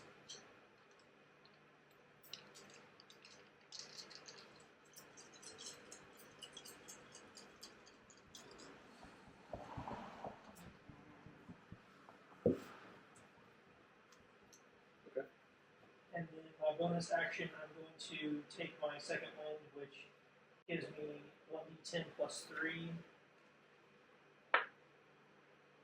No way. Sucks. We're You scrolling rolled at a 1. This guy's a loser. Never even seen that number before. Never seen numbers like these. I use my highest level spell to kill Donald Trump. In some other galaxy, Donald Trump just immediately dies. Oh, Is it did this you one? hear that? The world is rejoicing. It's happier now. What's going on? What have you done, Drew? Yeah. What can I use this? Just any ability check. Jake, can you use Bardic on anything? Not damage, but Yeah. attacks and checks. Okay. Okay. Yeah. Okay. Now it is Rook's turn. So he's laying flat on the roof. I'm going to pop out the roof, aim at the top of Chewbacca's head, short bow with a fuck you. 9. Do I get like a advantage or something else? Or anything like that? Is this a sneak attack? Yeah, you get advantage on sneak attacks. Alright, sneak attack. I mean, because you got people in the 13. cold. No hit.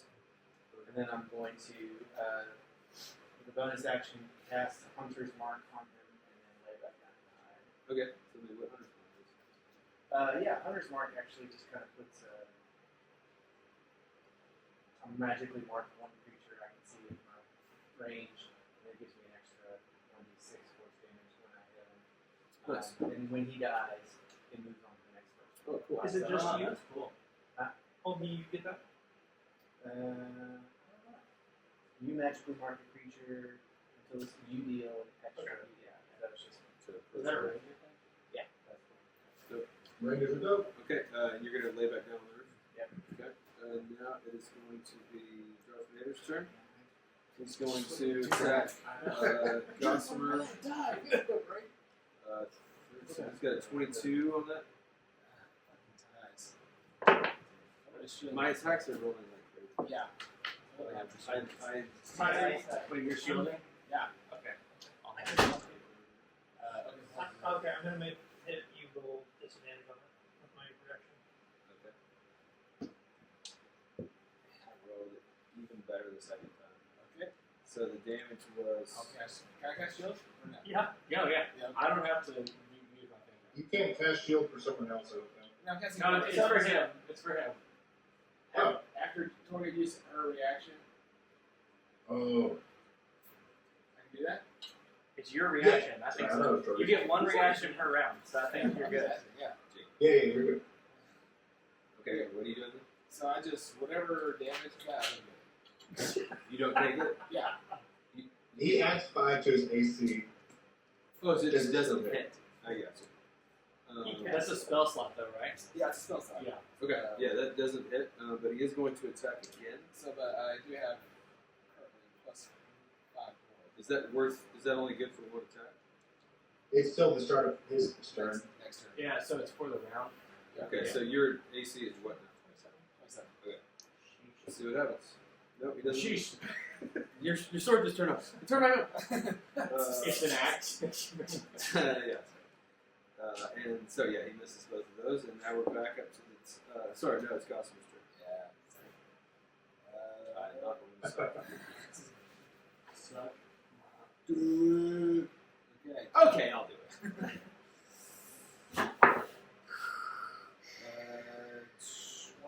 24 to hit on this firebolt. That is going to hit this. Mr. Vader. Okay. Mr. Vader. That's going to be 14 plus 2. That's 16 damage on the first one.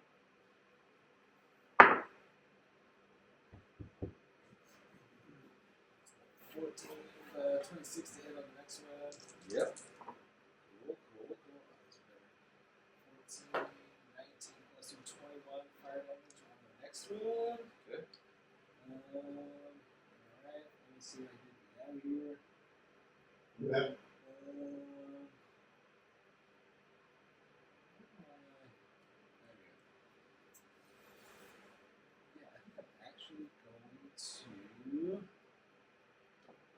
Misty Step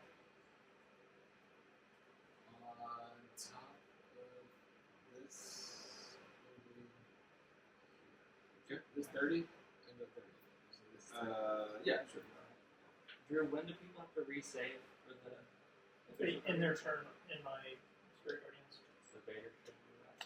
Should have done that. We're past it now, but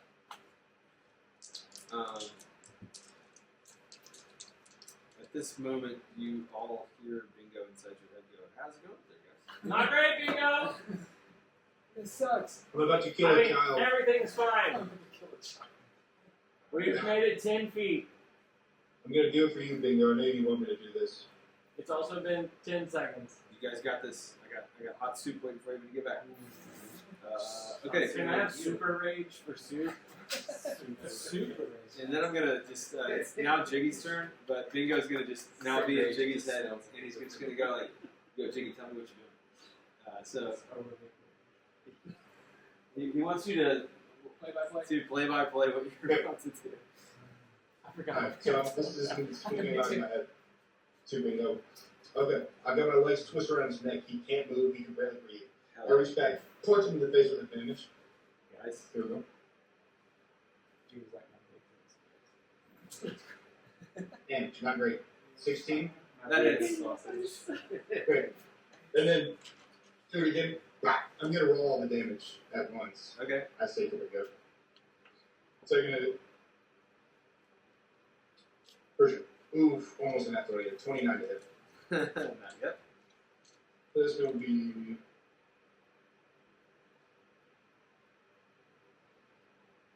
23 damage total. Instant death. Nice. And then I rip off this child's head and I stick it on top of my own. And I take his blood and I put streaks under my eyes. I'm like, Bingo, it's time to get nasty, dude. And then you And hear then I. you hear Bingo just like shit. you hear Bingo saying to someone you don't know who, he just goes, "Man, Jiggy's really fucking people up out there." I'm doing it for you, buddy. And then I sprint back and I try to get as close as I can back to the rest with my 30 feet. Okay. So you're halfway back towards the group, just on Okay. a different building rooftop. Yeah. All right. Yep. You wiped out that kid real hard. Let's see here. He took a third of my health. With the Okay, arrow? and now it is Ark's turn. Oh, it is. Smash. The 21 hit. Yes.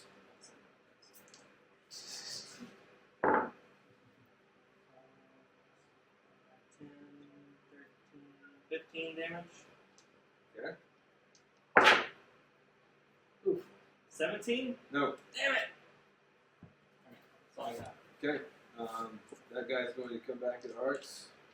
Gosh, it's 25 to hit. Damage. And so it's 13 plus 6. 19 damage on that one. And con saving throw. Yep. Fails. He didn't roll 13? You rolled a 6 plus 5. 3 cold damage.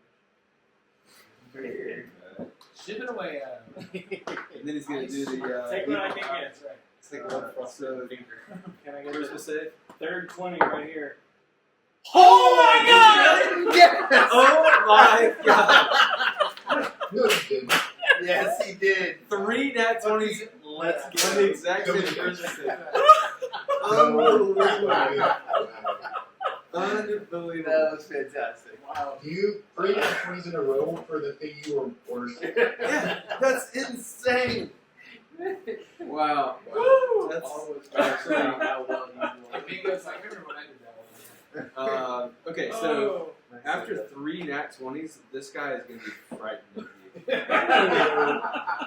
you. He's going to have disadvantage on attacks and ability checks while he can see you, and he cannot willingly move closer to you because you're just so hulked out. So nice job. All right, now it's going to Oh, he be. needs to do his wisdom save. for Spirit Guardians. Oh, my guy does? I was like, I did my That's a 5. It's 14 damage. Okay. Wow. Um, Cannot believe that. That's amazing. That is so awesome. He's literally this big, disgusting monster is super scary. Okay, Darth Vader is now going to, since Gossamer's not there, he's going to run up and stab Torga in the back. Wow. With his You got blade. this. Darth Vader's turn Oh, already? but first bad roll. I got a 11 on that roll. He's going to. Is it Darth Vader's turn? Yeah, he goes after. Oh, I'm sorry. You're right. It's Chewbacca's turn. Yeah. Thank you very much. Yes, it's still. It's the attack. same thing. I was. I'm keeping the first bad attack, but the second one is going to hit with the 25. Tori, you do anything or not? Oh, fuck. I've been doing this. You don't have the ability to? No, I know.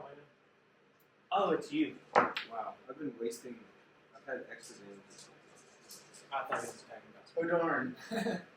Sounds like ours.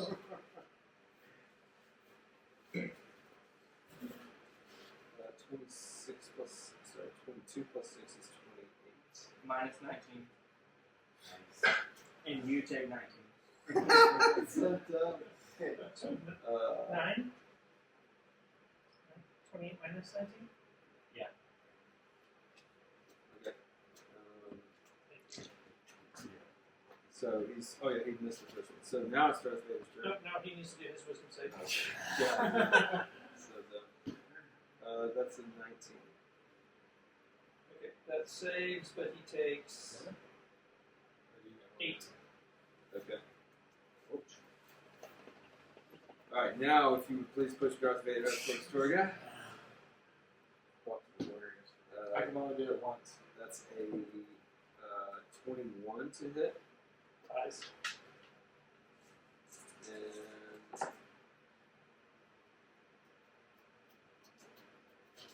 And 18 plus 6, 24 damage on that.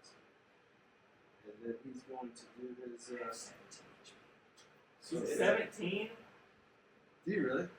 Oh Okay, my well, God. it might be worse because you have to make a DC 14 charisma save right now.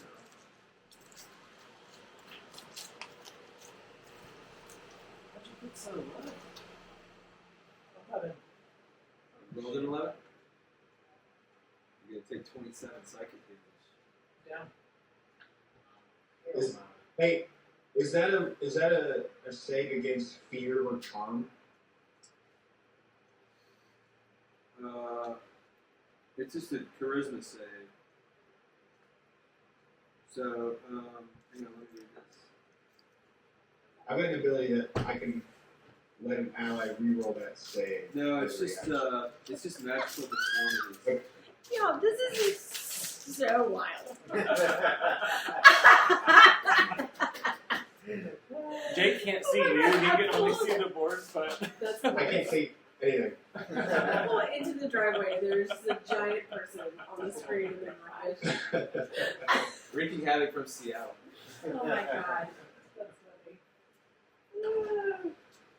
Okay, yeah, Jake, it's just magical deformities. So, Oh, yeah. So no, it's not even one of those things. But so Torga's now down. Lay down. And- Chain Spirit Guardians are now dissipated. Oh no. Okay. This is the first fight. That's Yeah. Hold job. We should have run backwards. okay. Now it's Gossamer's Okay. You're the one who brought us out here. When we started getting hit from everywhere, I Fireball, was like, we need to get our Gosper, ass out. fireball. It's fine. Fireball. Choice. I Fireball. don't want to I want to cast it like here. No, you can hit me. It's fine. I don't want to hit Tori. She's pretty good. It's just one. Just so it's like a Well, no, little bit. I mean, if you take damage when you're down, it's worse, right? It just is a fail, I think right? it's an automatic death save or death fail. Yeah, I can do that. We torch everybody. I can help her. Is this your first time to go down? Perfect. Got that. All right, do it. Roll it. Okay, well, it's Yeah, a yeah. dex save of 18 for both of them. 18 These dex. two? Yeah. Okay, one with a 0.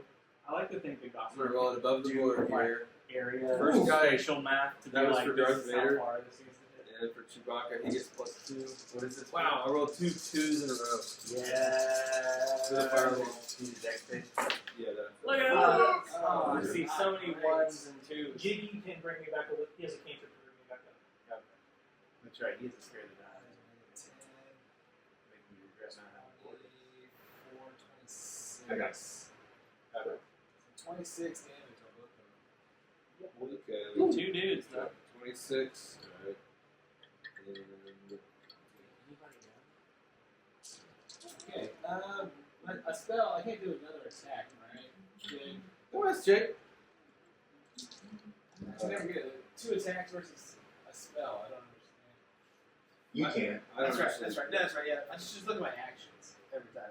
My spell. Can he cantrip though? Or no? No. No. Uh, Cantrips are actions. Okay, so the Chewbacca guy's looking pretty Do I bad. take a failure because of that? No, he didn't. He No, didn't. I can't survive. Okay, so now that was Gossamer's turn, so now we're back to the top for Jiggy. Great. And this, So you want to first- move. Jiggy. Wait. Oh, yeah. Did I skip you? Oh, I did. Okay, yeah, Rook, and then I'm sorry, That's okay. Rook, and then Jiggy. What does that say? It's a really hard to read that. I don't do anything. It's Exactly the same They're on as sale before. on Amazon. But who are you I'm attacking? just fucking Who are you mad. attacking? I was gonna attack one of these guys. Not the guy right next to me. Yeah. You can choose to jump down and do an unarmed strike if you want. Alright, now we're back to Jiggy. First, Jiggy's gonna raise a hand up to Torga. Are and you- go Is this a proximity thing? You have to be plus? 60 feet? Okay. Go ahead. And bonus action, healing word, and say, "Stop that, Torga." Okay. And that is going to be 26 HP to you. Whoa! Nice. Ow! Just like straight up. It's like Mordenwood. Torga pops up. Is Torga the same height laying down and And then I'm going It's the to. net zero movement. Bowling ball just rolls over. Her head's just I'm in a still better prone. position. You're still Oh, you're still prone. prone. You're still prone, but you're alive. And then I'm going to try to shoot a Mote of Light at Chewbacca and cast Story Wisp. Nice. And miss with a 15. Or does 15 hit Chewbacca? I'm sorry, for Chewbacca, let's see here. That was, no, 15 does not hit Chewbacca. Okay. And then I'll just get closer. Okay. Actually, no, I'm not. I'm going to stay there. I'm within range of it. Alright, now it is going to be Arx. Yeah. Let's roll with another face smash. With fire yet. Was it 29 hit?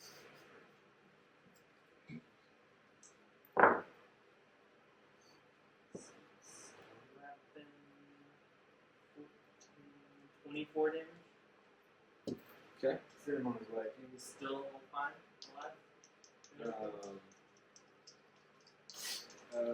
He's hurting.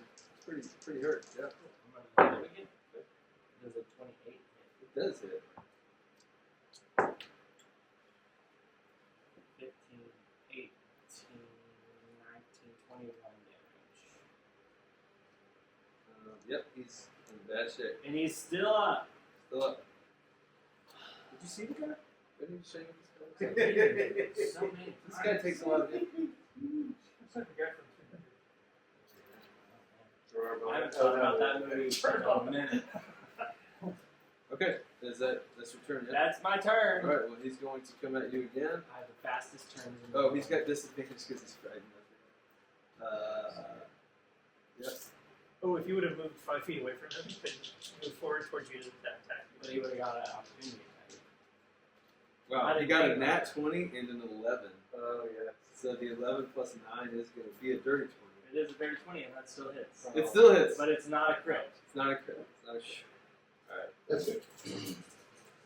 Okay, that's 14 plus 6 is 20 damage. 10 damage. Constitution saving throw. This is such a he rolled a 16. Oh, just 5. And now he's going to make another one of these. If you get a nat 20 on this, he dies instantly. He's just going to fall over dead. What is it? Or Finally! God! That's a 3. It's a three. Oh my god. Crazy.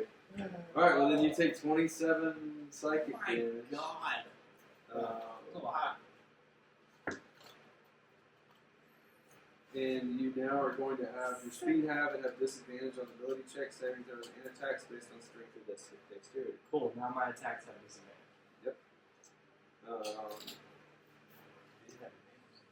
So, How is it? that is his turn, and now it's going to be Chewbacca's turn.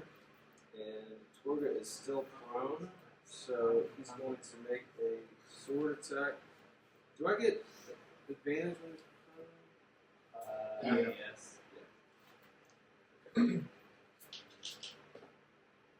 Oh god, those are both pretty bad.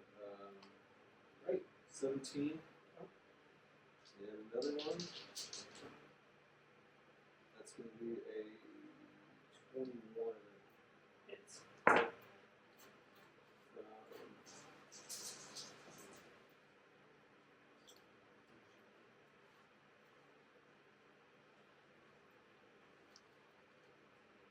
That's going to be 29 damage. Mine's 19. And you Huge. take 19. Okay. That kills me. Chewbacca? Chewbacca's dead. Oh, yes. What is your HP now, Torga? so it was 29 and you took away 19, so I take 10 damage. Yes. Does it keep you up? Yeah, I'm 16. I'm going to move my hunter's mark to this side. Sorry. To the guy in front of me. Yep. Okay. Now it is Torga's turn. What's the spell called to remove a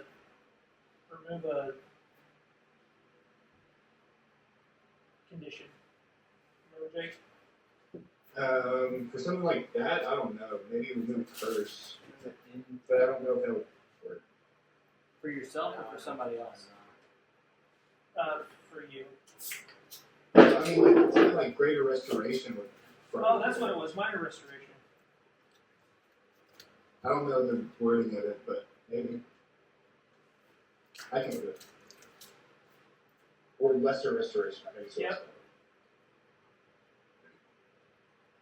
It's gotta be tough playing a high level spellcaster with just all kinds of shit.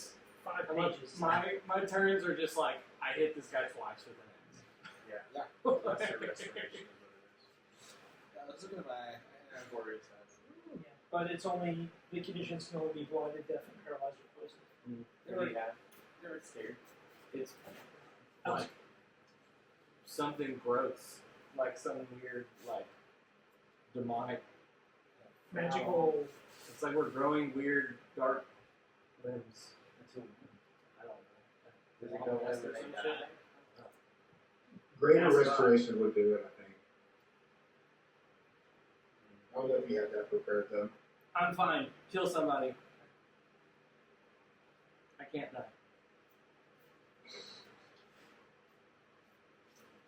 That's like until they die.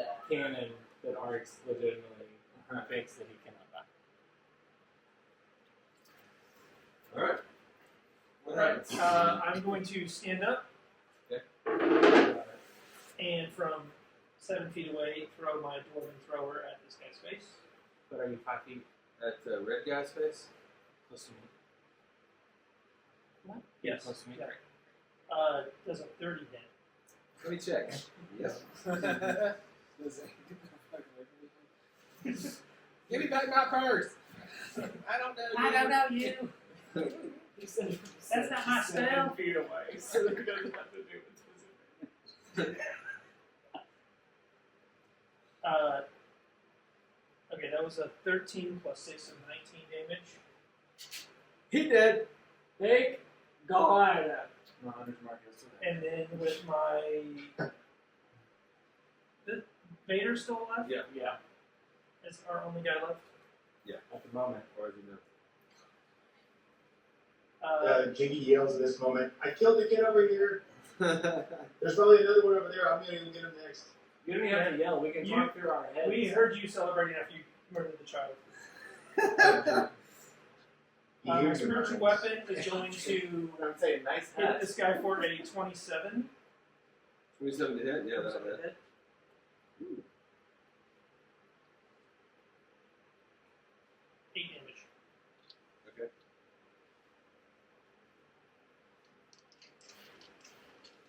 And now it's going to be Rook's And turn. I'm going to move over 5 feet away, but behind Arx.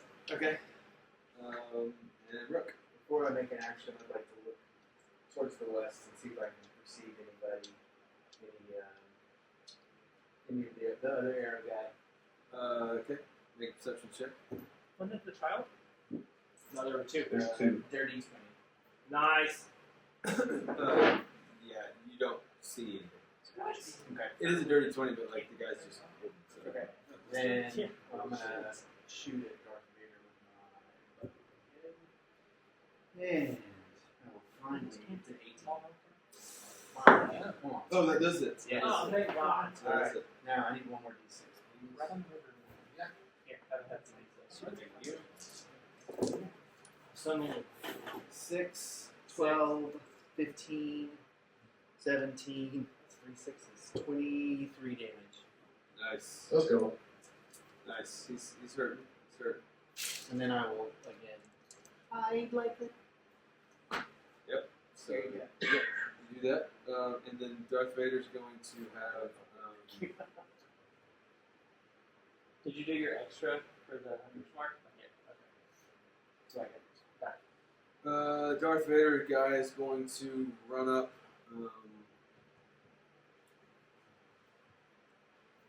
And stab Arx in the back. Or blast him with the glove. That's going to fail. And he's going to do another evil eye, so make another charisma save. Go ahead, 14. It's a 5. Yep, They fail. all, And take another 27 they all have that. psychic damage. Two of them did. Two of them were the same thing. Chewbacca was something different.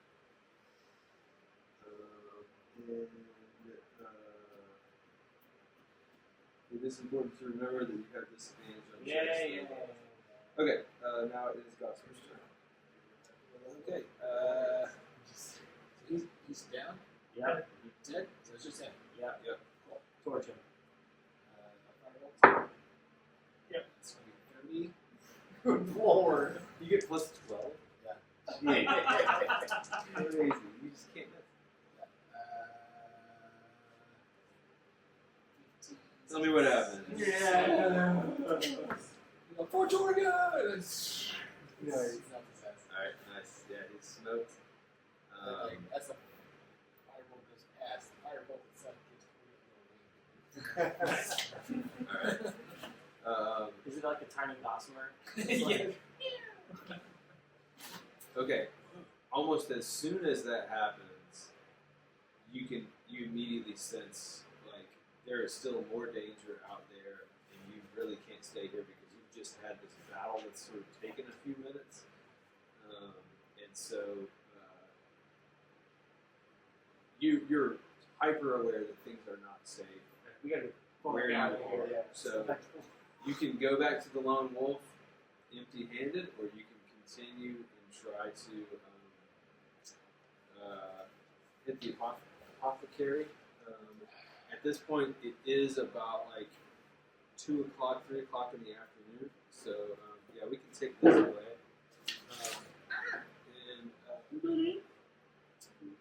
So yeah, you're just still right there.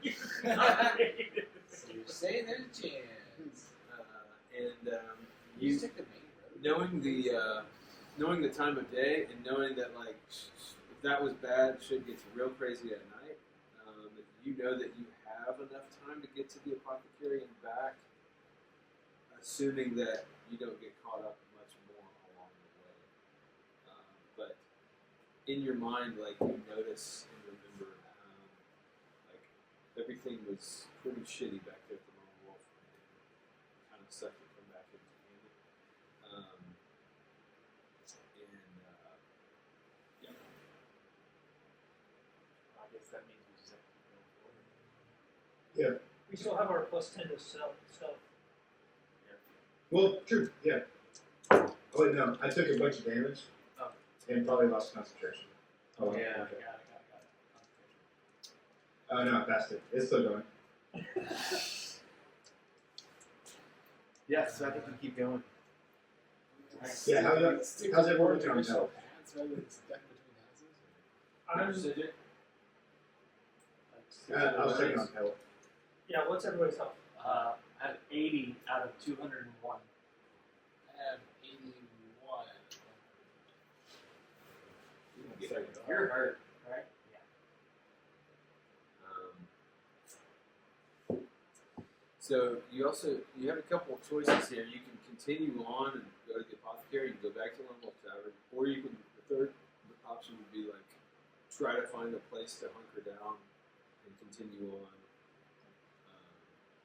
You know, the next day, or you could certainly like venture out. If you took a short rest, you'd be venturing out again at night.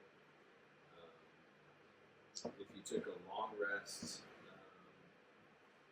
you'd be stuck till morning, and you wouldn't totally know if you're going to be safe overnight because you're outside of the safe zone.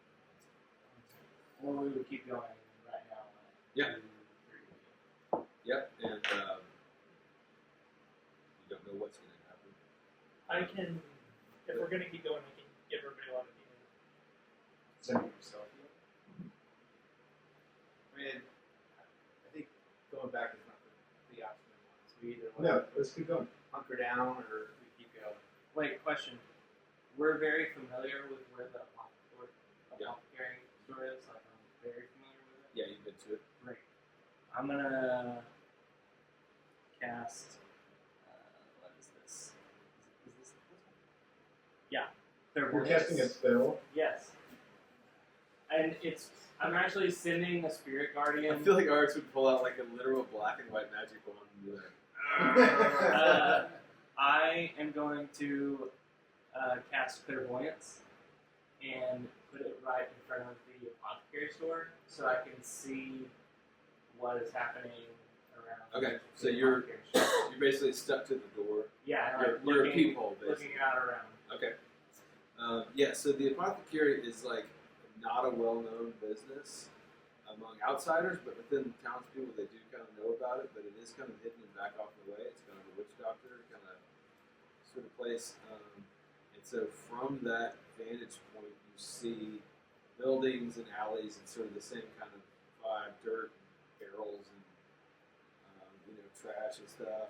Fire burning kind of off in the distance. But you don't see anything or anybody right there. You do see on the ground like remnants of recent scuffles and conflicts, which would have been from that guy that teleported in and had just retrieved stuff. There's a sense that something went down there earlier, and actually you also see like a dead guy on the ground. This lasts for 10 minutes. I did cast for healing, and everyone receives 25. Does that include me? So, No, you don't get no. You get it, Jake? yeah, I got it. Shall we keep Uh, going towards it? What you got, Jake? Where are you at, Sorgan? I'm now at 41, Out of what's your max? 118. Okay, I'm gonna cast a high level cure wounds on you because you need more. Okay. That's a lot of good ones. That's 66. Nice. Whoa. Yeah, that's a big boy. Yep. Should some of us go stuff? I mean, We're all gonna have to get there eventually, right? We're just trying to get there, get some stuff, and get back. Yeah, you don't all have to go. I mean,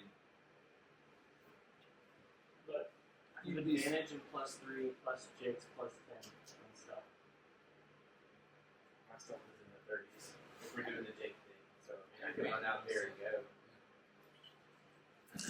maybe. I don't know about you going by yourself.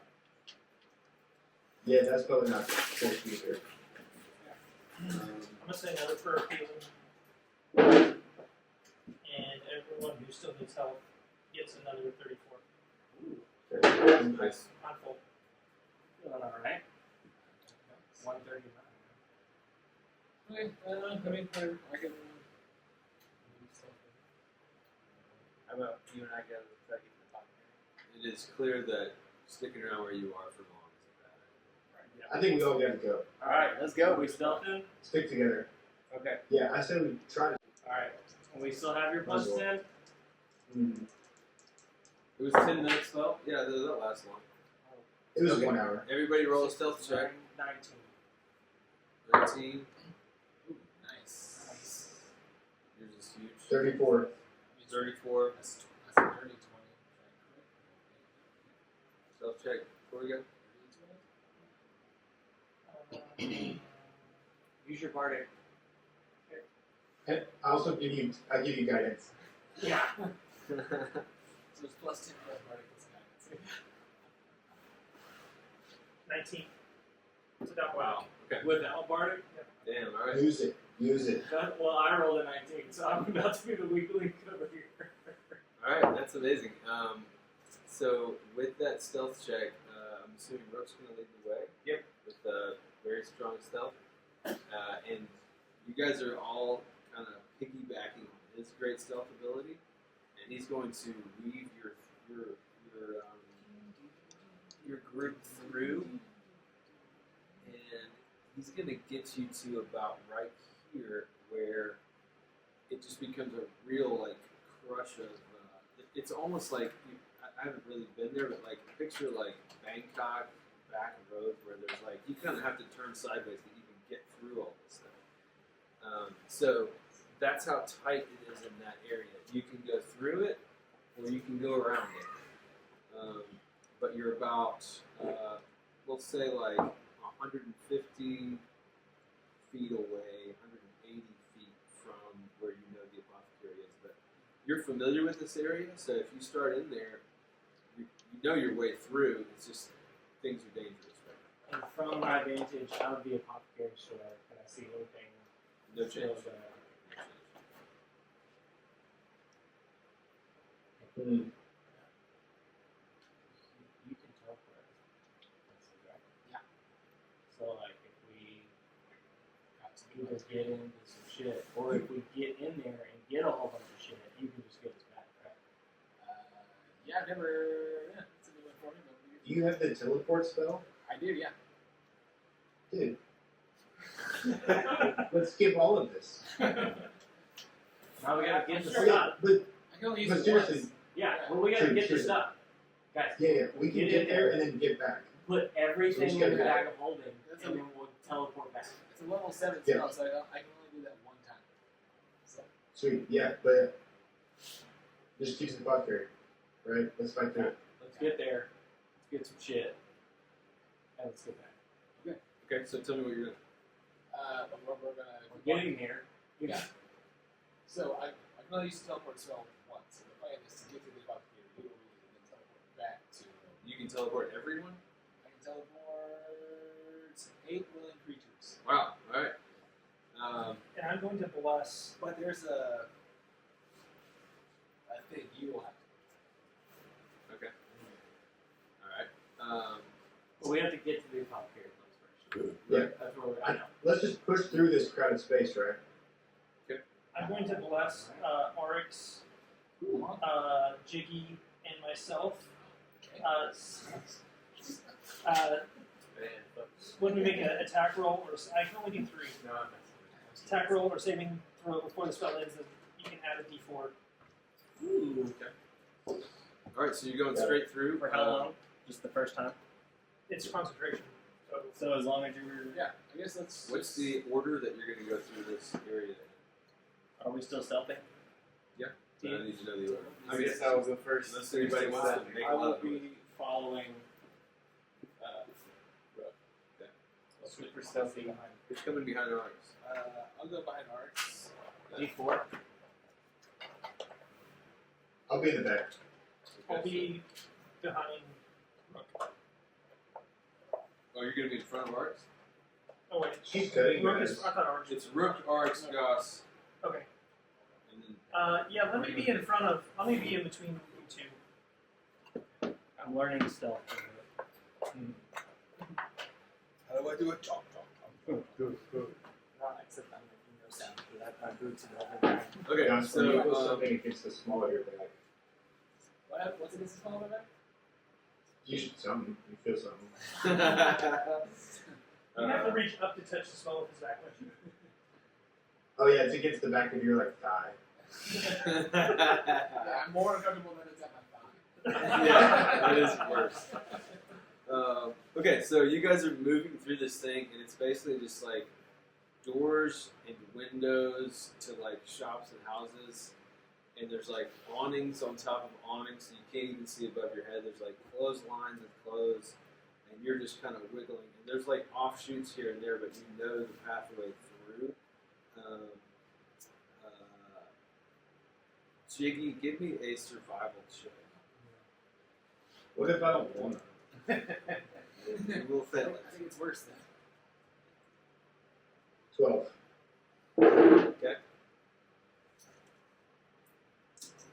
You guys keep walking Sorry. through, and now you're like, It's gonna be more. oh, it is? I'd plus. Sorry. 16. Okay.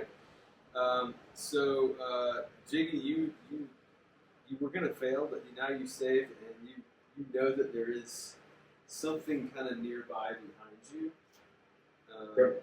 You have a few seconds to react or prepare yourself for that before something. Okay. I want to turn around and fling fairy fire again. Back to just illuminate any creature in like a 20-foot cube Okay. from the area that I like hear scuttles. So, and that 20-foot cube like continues out, or does it just in a location that you choose?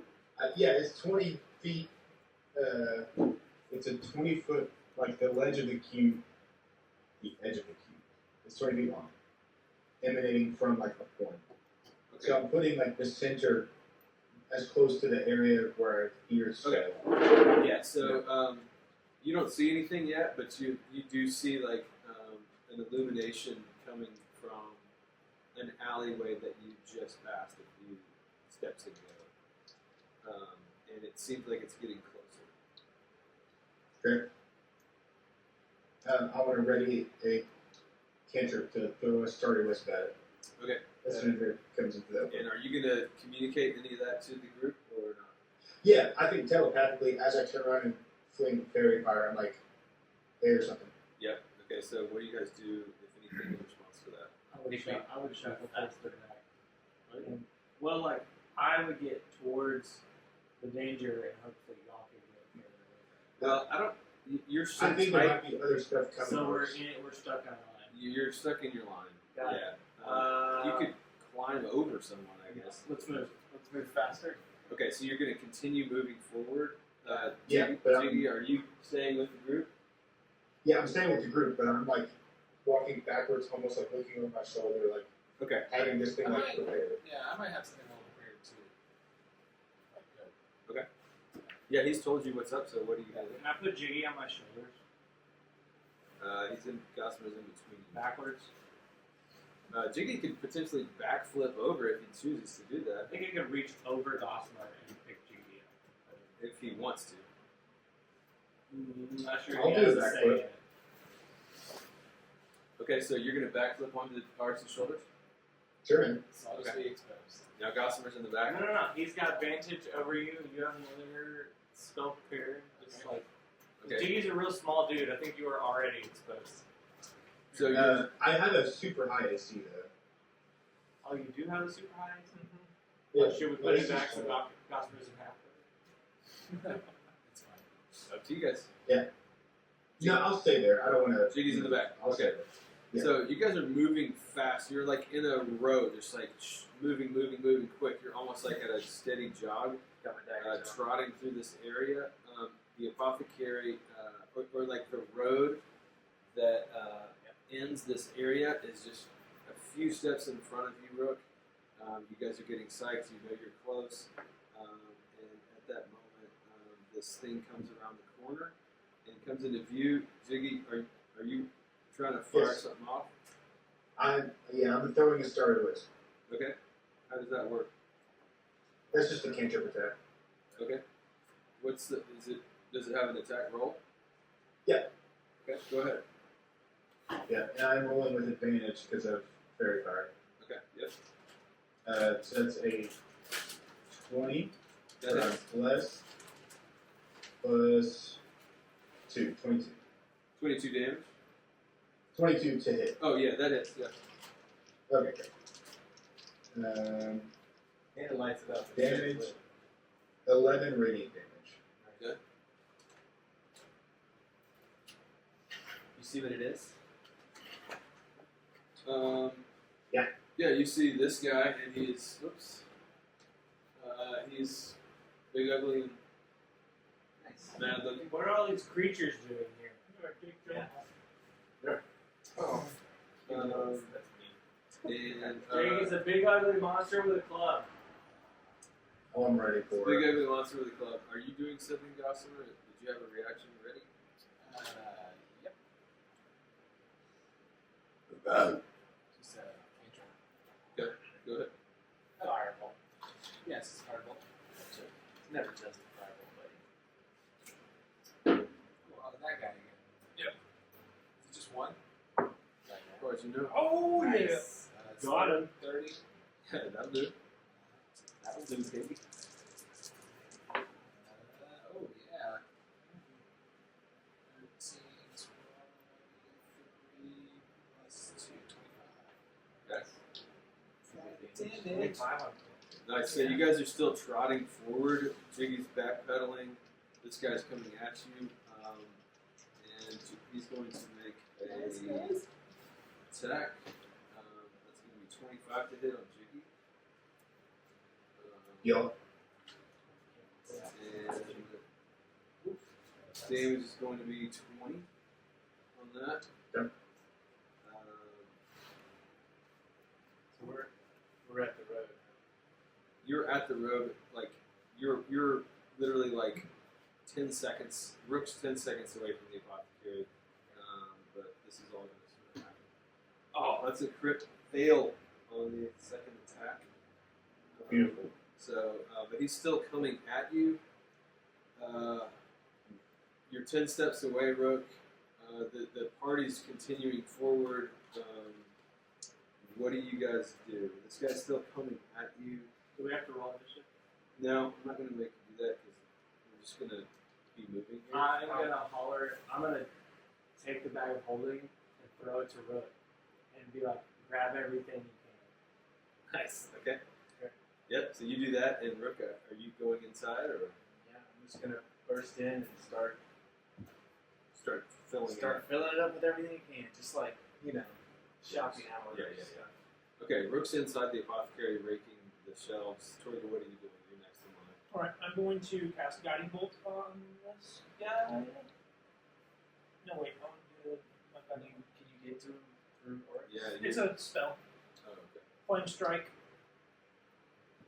think it just comes down. Yeah. From the heavens, because you're a cleric. Flame Strike cast. Dex save of 16.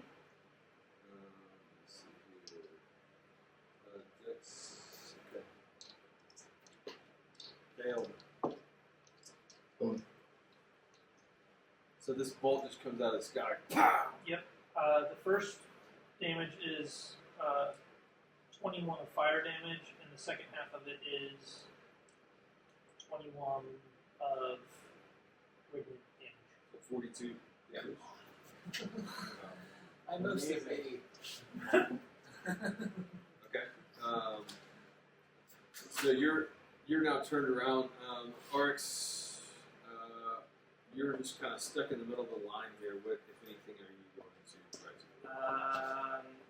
Can I jump over Gossamer and Jimmy? Okay.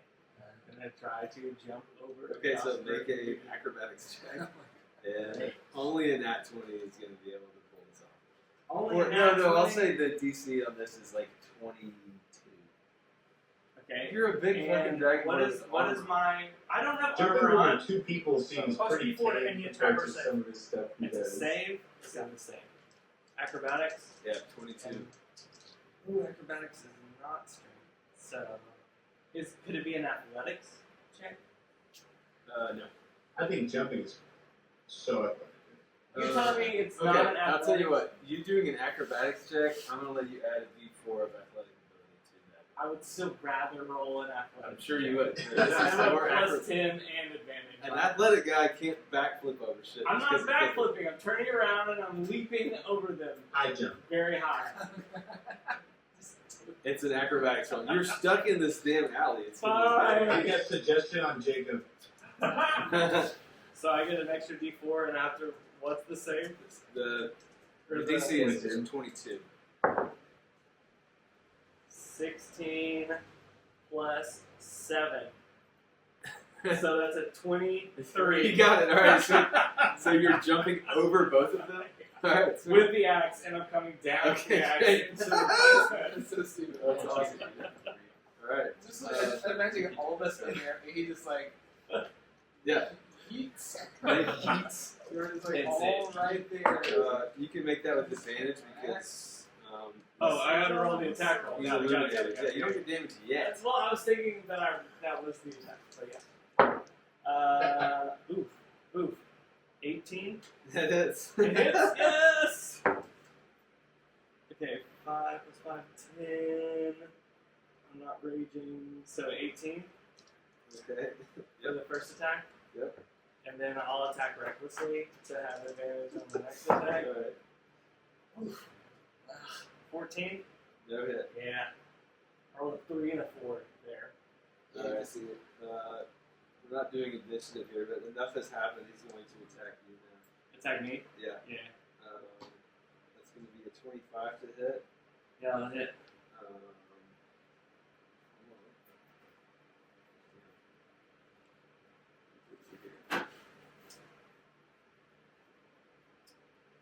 I think Jimmy can see through my legs. That's a 32 damage on that. Take And- How about a Constitution take there? For your 2. I lost my guy. There he is. Okay, Constitution save. He's got a 9 on that. It was a 9. Yeah, he got a 9. 1 cold damage. Oh, okay, great. 1 gold. I'm glad we spend like 30 seconds each turn on that. I know. You need to make a strength saving throw. Excellent. Probably good one. Plus 20 with advantage. That was not what that was. What was it? It's a 12. That's a 25. That's it. Okay. All right, so you don't have to be knocked prone. But you did see it roll. That's pretty good. He's gonna make another attack, and that's only gonna be a 12. Okay. So Is that the end of this turn? that's the end of his turn. Jiggy, I'll give you another turn here. Well, I have a reaction. Okay. Is all I wanted. Yeah. Just once he ends his turn, I can use a bardic to move my speed without opportunity attacks, and I can give an ally the same thing. Okay. So I want to run to Apothecary as well. Okay. And then either Arx or Gossamer or Torgo can also do that. Not me. No opportunity attacks. I'm staying in front of this guy. Okay. Okay. So right now, Rook and Gossamer are in the apothecary shoveling things into the. Rook and Jiggy. Rook and Jiggy, Okay. sorry. So then Gossamer or Torgo, if you want to come in, you can. I will. Okay. Oh, never mind. So Torgo's staying out. Cool, guys. All right. Actually, this is everything I would want. I gotta see how much money it's over. Y'all are just throwing shit in the bag of holding, like whatever you can get. They call it a shelf sweep now. Okay, so Yeah. the three guys that are in the apothecary, what are the three of you doing? You're raking shit in the bag. Yeah. Absolutely I'm everything. kind of like I'm not even looking.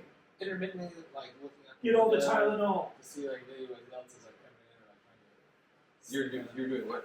Like as I'm like cleaning out Don't the eat shelves, that thing, I take looks out the window. Yeah. To see if anybody else. Okay. And I'm telling you, I have vantage out the front door. Can I be focusing on that while you're also engaged with this guy? I'm not focusing on it. It's like a spiritual guardian that I sent over there. Like, my thing is like I'm in touch with like my ancestors and someone Okay. there. Like, Okay, here's what you're so I'm gonna see. seeing through them. We're almost done here, but here's what Gossamer and you are both gonna see shadows of people approaching, but you don't see them yet. You have about 5 seconds to wrap up what you're doing and try to do this teleportation thing before it's too late. I say, So- y'all better hurry the fuck up.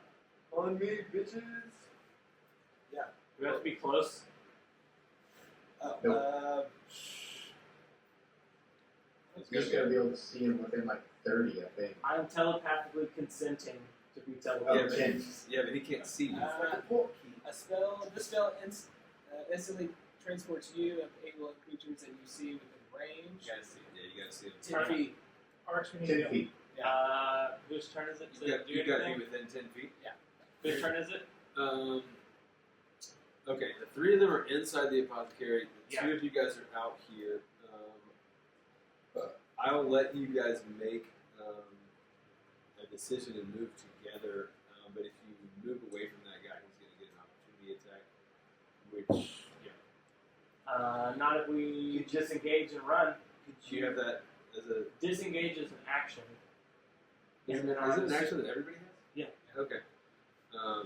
You should get to do it as a bonus action as a rogue. Okay. Yeah. So you guys can. So we can disengage. And I'm assuming I'm within 40 feet of the shop. Yeah. Great, I do that. So we're going to do the same thing. You're not within it. You can just Yeah. sprint. Yeah. You don't have to. Disengage. Yeah. I'm just going to waddle to Okay. Yep. So I'm like, buddy. let's. So you guys are all like rushing in at the same time as Rook is just finishing up. Just the place is a wreck now, and you've got as much as you can carry. I tossed the coin from my As much pocket. as we We can carry. It's in the bag of holding. It is in the bag holding. So everybody, let's see here. Just in like the 1 second before this spell gets pulled off, since Gossamer's doing the spell, do you have to roll for the spell, or it's just a spell? So the destination you choose must be known to you. It must be the same plane of existence. Your familiarity with the destination determines whether or not you arrive successfully. The DM rolls a 1d100 and consults a teleportation outcome table, and the explanations afterwards. Whoa! Very cool. All right. I would say if you're we're doing the very lone wolf- familiar with the Yeah. lone wolf that we spend Yeah, yeah. every day at, and which you are an owner of. Right. But I still have to make this. Yeah, I guess we'll. There's like it's like a Consult the it's a small, table. It's a small book. I'm looking at the table. I see the table. So wait. I don't understand what this. So if you roll a 1 through 5, then we have a mishap. Oh, I see. Oh yeah, I guess we're very familiar with it. Okay. They're very familiar. So 1 So- through 5 is mishap. 6 to 13 is similar area. 14 through 24 is off target. And 25 through 100 is 0 on to target. 0, so 25 to 100. Okay. I like those odds. All right. Tell me the odds. Yeah. All right. 75% success. So basically, anything over 25. And I'll take Yeah. general area. Okay, so here's what's gonna happen. Everybody's crowded into this place. You're all like, fuck, and like these. Now you can see like things that are like out the window are coming at you, and an arrow gets drawn back, and it is coming through the window, and like right before it hits you in the face, the teleportation spell happens. That's We fantastic. have an object. You would have had to do that beforehand. Yeah, you're right. And here's the roll. That's a 32. Yeah. So we're Success. You immediately pop right into the Lone Wolf Tavern with the bag of holding, Nice. full of gear, and you just you like actually it's so crowded in there. You like bump people out of the way as you like appear in their space, and people kind of fall down. Rook has the bag of holding. What do you do with it? Like literally, it's just pow, and like you kind of appear, and you're gonna. I'm gonna find Scuzz. I'm gonna say, Scuzz, here you go. Take this to the back room. Divide it up. So Scuzz opens up the bag, looks in, and sees just a wealth of medical supplies and everything. And plate armor, a crossbow, and a great bow. Because that was already previously in the back. Oh, that's okay. Oh, sorry guys. That's fine. Sorry, we got to clear that up. And so, as Scuzz like opens that up, people kind of lean in and look, and there's just like cheering and celebration happening, and just everyone's elated and ecstatic, and the medical supplies get distributed, and Bingo comes over and slaps you guys on the back and gives you a hug, and that is where we're going to end this quest. Okay. Yes. Good job. Good hit, folks. And then we take a nap. Let me tell you what your XP is here. The first battle was all within sight line of the Lone Wolf store. Yeah. We were across We're the just street. starting. It's hard out here. Now I know what we're in for the next couple of weeks. Because that shit was intense. Right. Torgo went down. Torgo barely gets hit. Right, yeah, she's at the highest armor class. I'm going to be retraining some spells. Yeah. Everybody gets 4,500 XP. Beautiful. Man, we got through like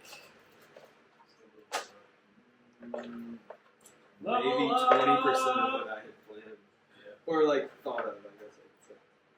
You just leveled up. This is yours. Does that give you your third attack?